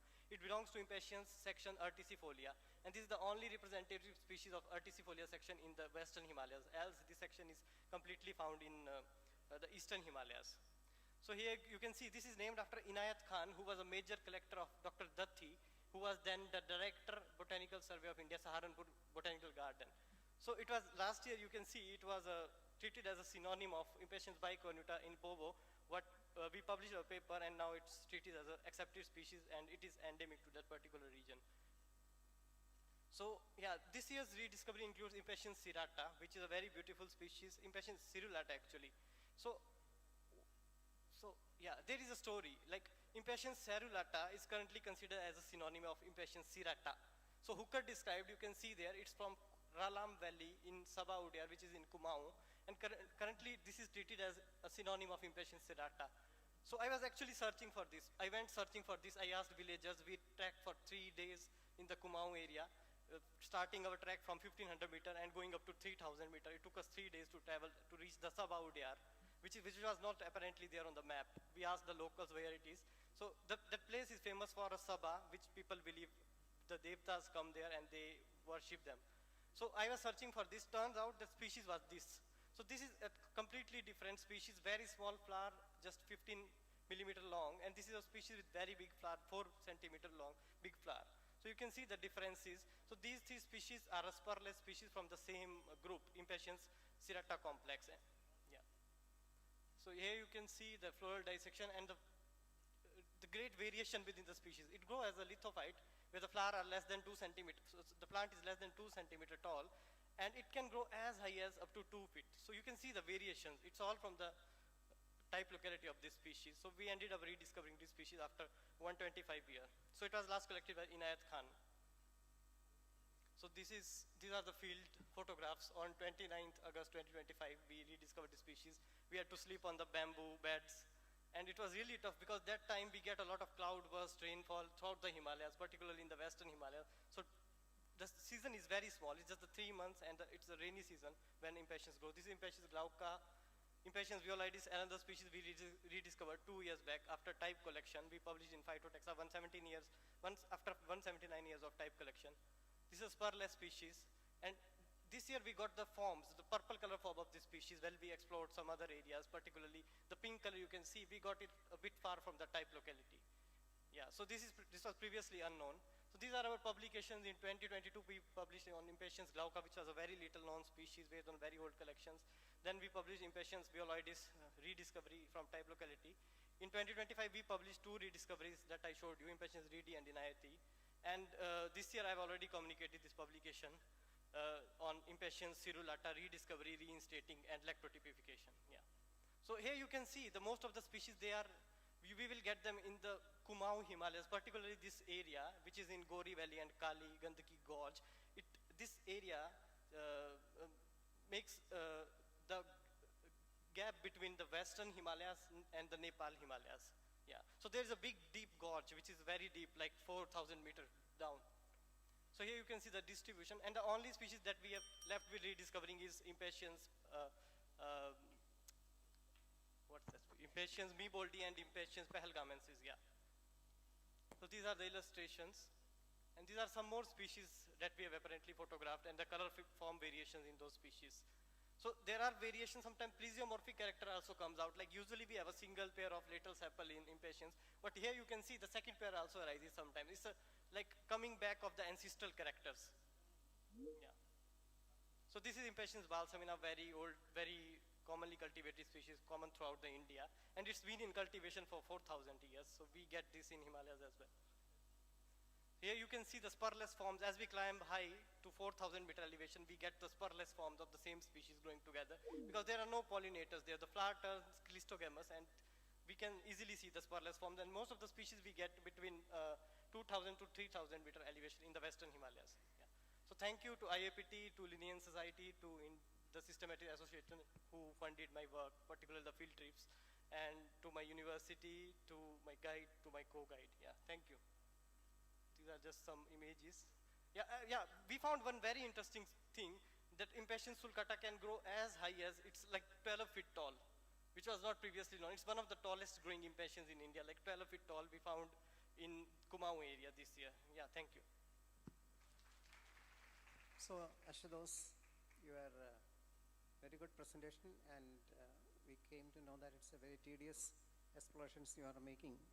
But I would like to know, you are presently in Bangalore, and why you go up to Western Himalayas? I'm basically from Western Himalayas, sir. I'm from Himachal, from Kullu. So, so you explored your own land? Yeah. Sorry, sir? So you wanted to explore in your own area? No, I started working on impatiens some 8 years back when I was doing graduation. So it was my very old project, and I thought I will do it for my PhD, and I've been doing it for almost 8 years. So you said you located 29 species from that region? Yeah. So could you say something about the status of rarity? Or yeah, we are in the process of accessing them. So most of them I rediscovered last year, what we ended up publishing like in 2025 early. I found some more population of them. So I don't want to do it in a hurry, like making assessment on AOO, area of occurrence, extent of occupancy. So I'm trying to get more data on the population status and how far they are situated. Because in Himalayas, it's not easy to, if its species is present in one mountain, it might be present on the other side of the mountain as well. And making track to the other side, it takes a lot of time. So we are in the process of IUCN status assessment of that species as well. Yeah. It's a good work. Because these flowers are very delicate, and then to dissect them and to get such good photographs and all, I think it's a good work. Thank you, ma'am. Any questions from the audience?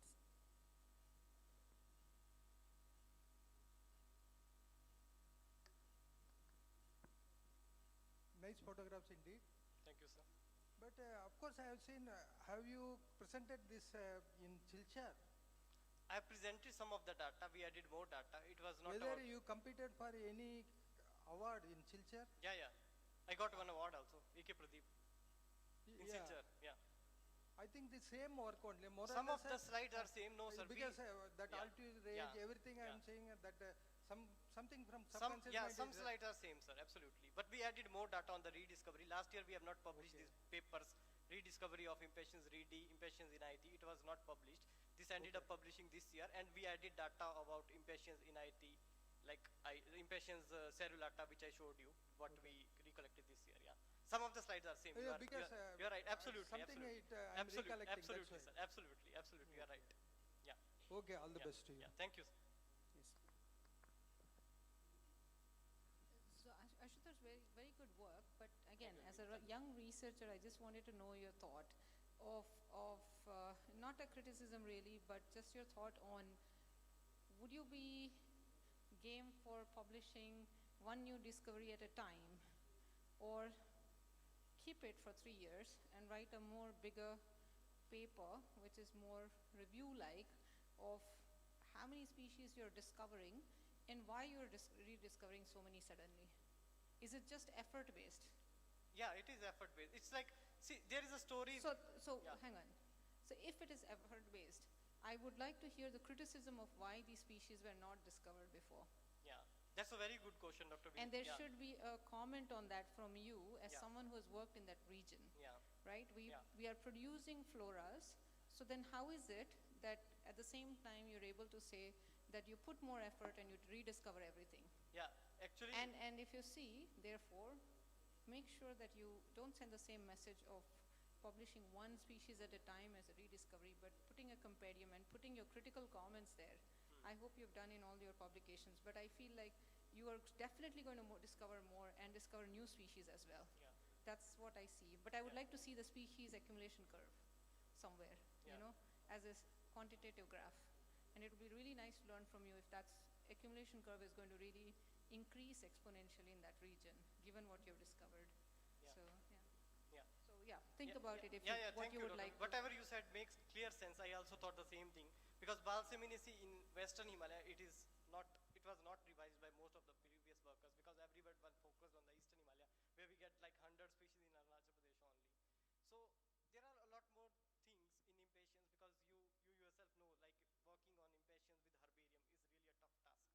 So the thing is, I inspected, I went to the Safa Udyar. I had no clues where is Safa Udyar. If you will search on map, you will not get it apparently. I went to the village Bunshari, I asked people where it is, then we got on a track. So it's just the effort thing. And whatever you said, I take your suggestion, you said rightly all of these things. And we are working on it, like we are working on the molecular part also because there is no data on the molecular, on the species, endemic species from the Western Himalaya. Yeah, Okay, thank you. Ashutosh, thank you. And moving to the next contestant, Asima Mandal. We have an announcement. Presentations for tomorrow will be received at the reception desk from 3 p.m. to 6 p.m. Participants are to submit them without any delay. Thank you.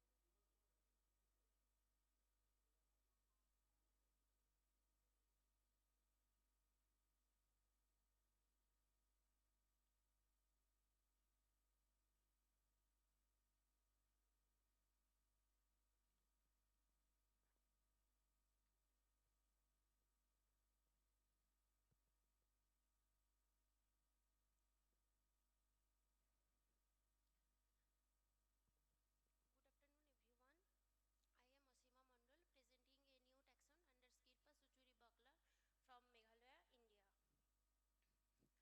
I am Asima Mandal presenting a new taxon under Skirpa Suchuri Bakla from Meghalaya, India. First of all, the genus Skirpas belongs to the family Cyperaceae and in the tribe Skirpi is one of the complicated and heterogeneous taxa as it segregated into several genera. Presently, the Skirpas comprised of 47 species according to POWO 2025.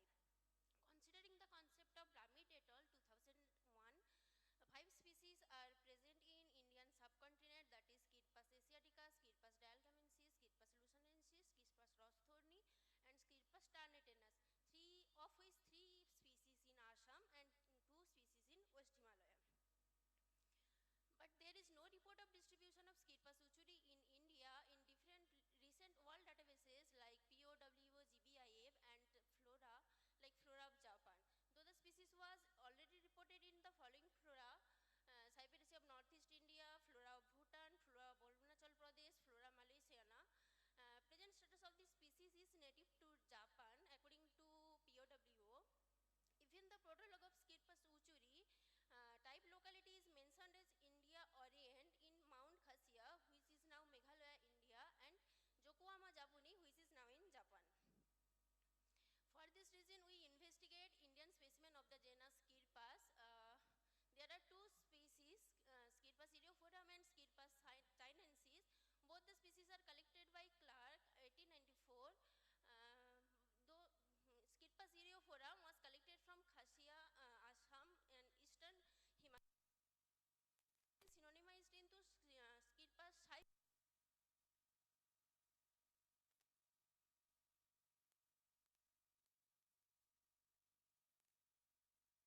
which was collected by C.B. Clark, but the annotations confirms that the specimen collected from eastern Himalaya was Skirpas uchuri.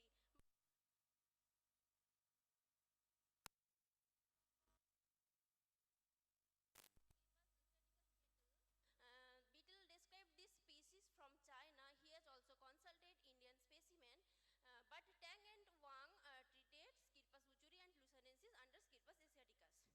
But Lang and Tucker treated them as a distinct species and the asiaticus was not considered in their treatment. For this reason, the systematics of uchuri is complicated and its occurrence in India remains in doubt. For this reason, we made a thorough checkup of all the vouchers and original materials for correct identification of the species and the present collection. These are the location and this is the presently collected taxa. Then coming to the morphological study, this is the habitat and this is the triangular culm and the leaf showing ligule and contraligule. Basal leaf seed is present and the proximal spikelets also present. This is the primary and secondary rays. Primary rays are slightly scabrous and secondary tertiary rays are severely scabrous, antrosely scabrous. And these are the spikelets which are numerous or grouped into 1 or 2 and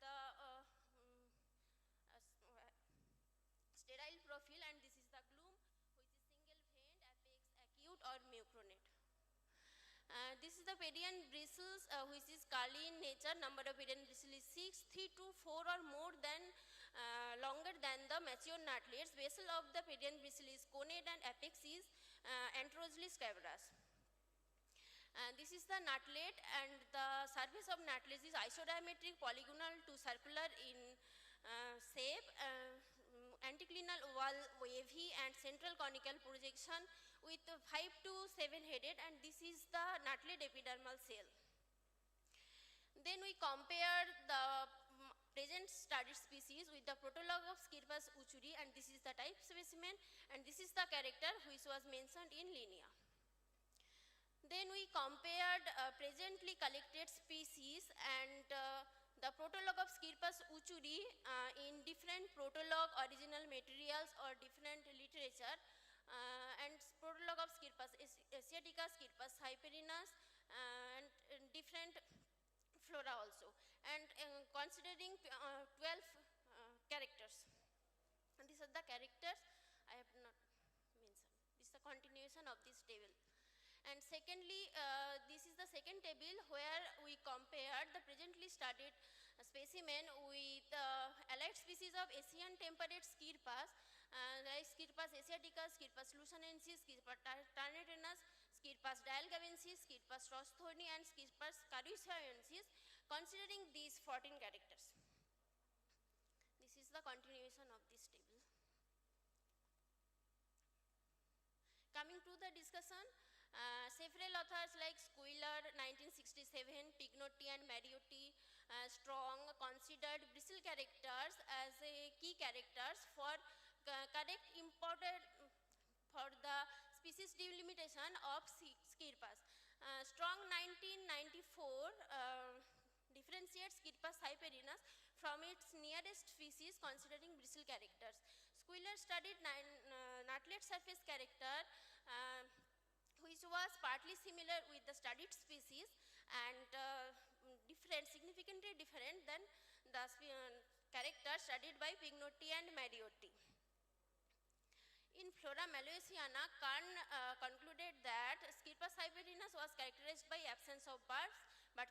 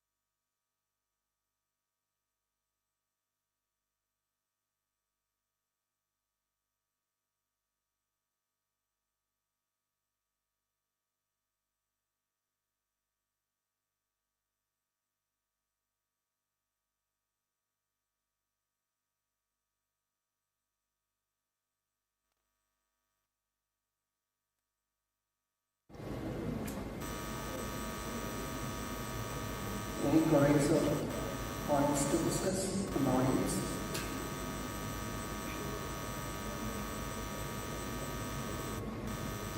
Okay.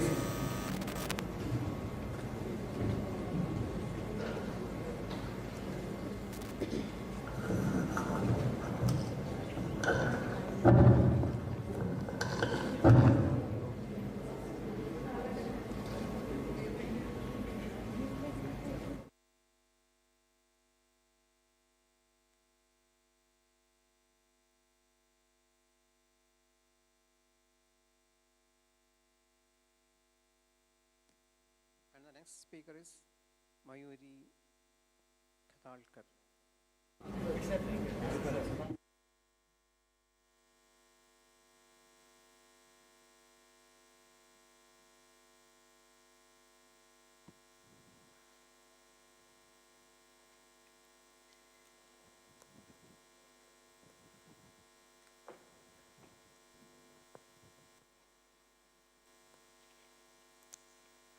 Shall I start? A very warm afternoon to everyone.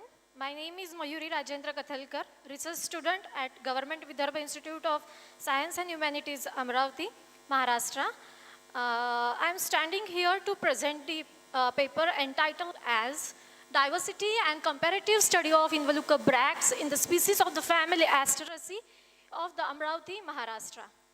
These are the contents. So the largest family Asteraceae have particular characteristic features. Among that features, I am focusing on the one character, that is the involucre bract. Bracts is the leaf-like protecting structures which is based at the thalamus, and it have exhibit variations in the number of series, arrangements, their shape, and their hairs. So though also it have numerous functions. And what is the need of this comparative study? It is actually important to understand the local diversity, also understand the local, develop an accurate floristic inventory, and lay off the foundation for the ecological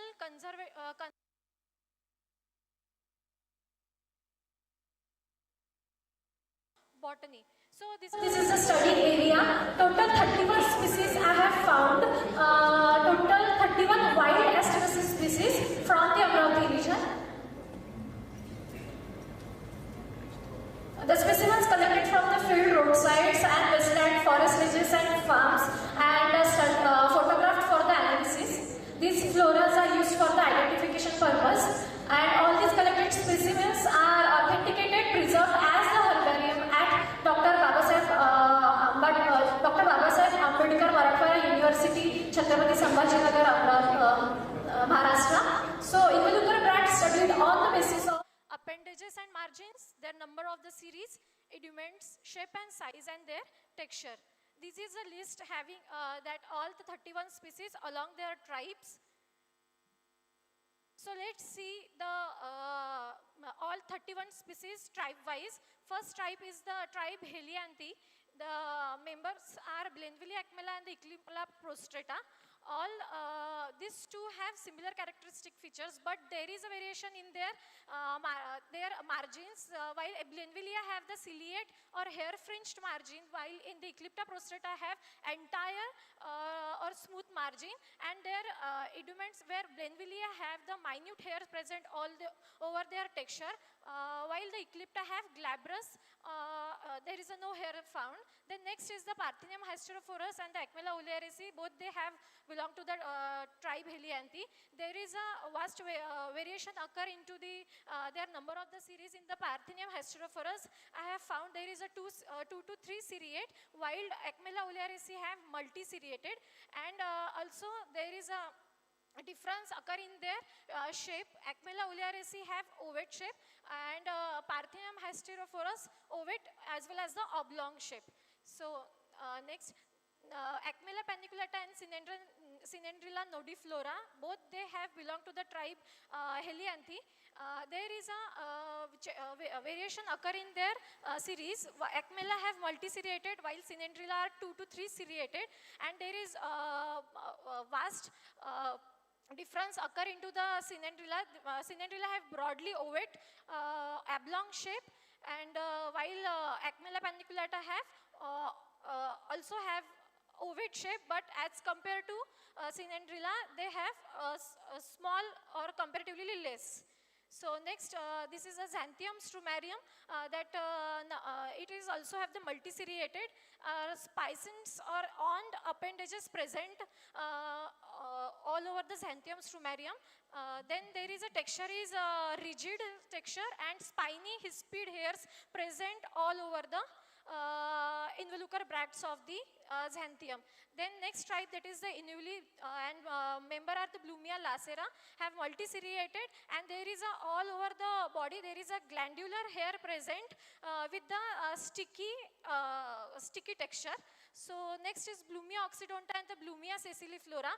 There is a variation occur in the their hairs, while Blumia oxydonta have sticky glandular hairs all over the involucral bracts, while Blumia sessiliflora have villous or small soft hairs. Then Caesulina axillaris and the Vicova indica. Caesulina axillaris have 2 to 3 seriated, and Vicova indica have 3 to 4 seriated. There is a drastic variation occur at the Caesulina axillaris. They have a crenate, crenulate and dentate margin present, and while Vicova indica have scarious and narrowly membranous margin. Next, and there is a shape of the Caesulina axillaris has a orbicular, broadly ovate shape. In Cytocline purpurea and the Grungia, both they belong to the tribe Asteri. They have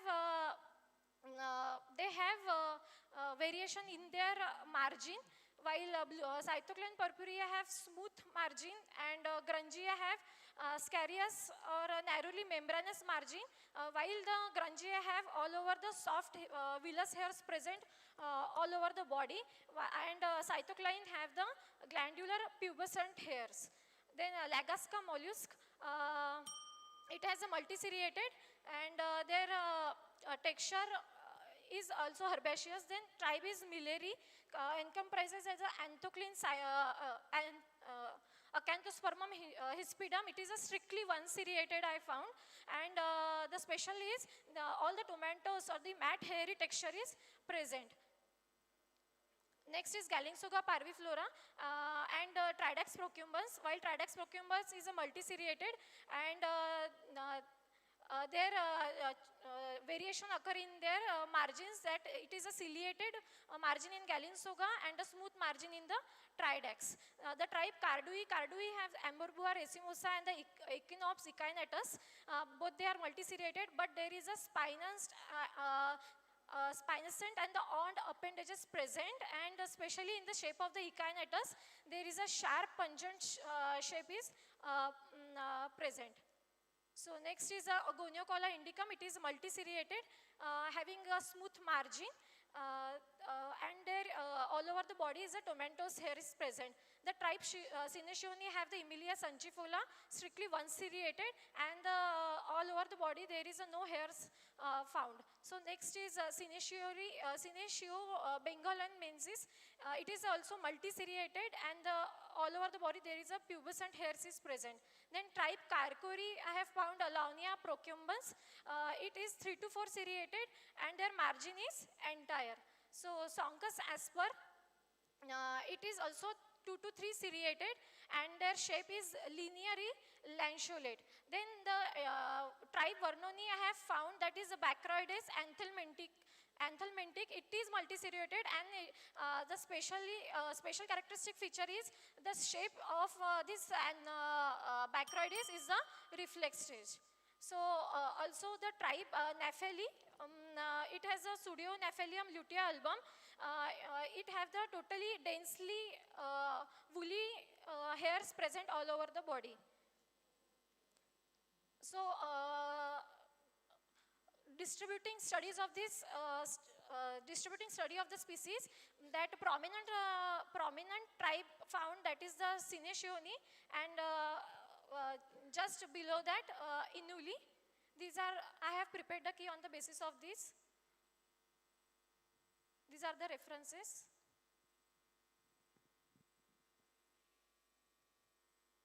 Thank you so much. Okay, Mayuri, for the presentation. May I ask you one question?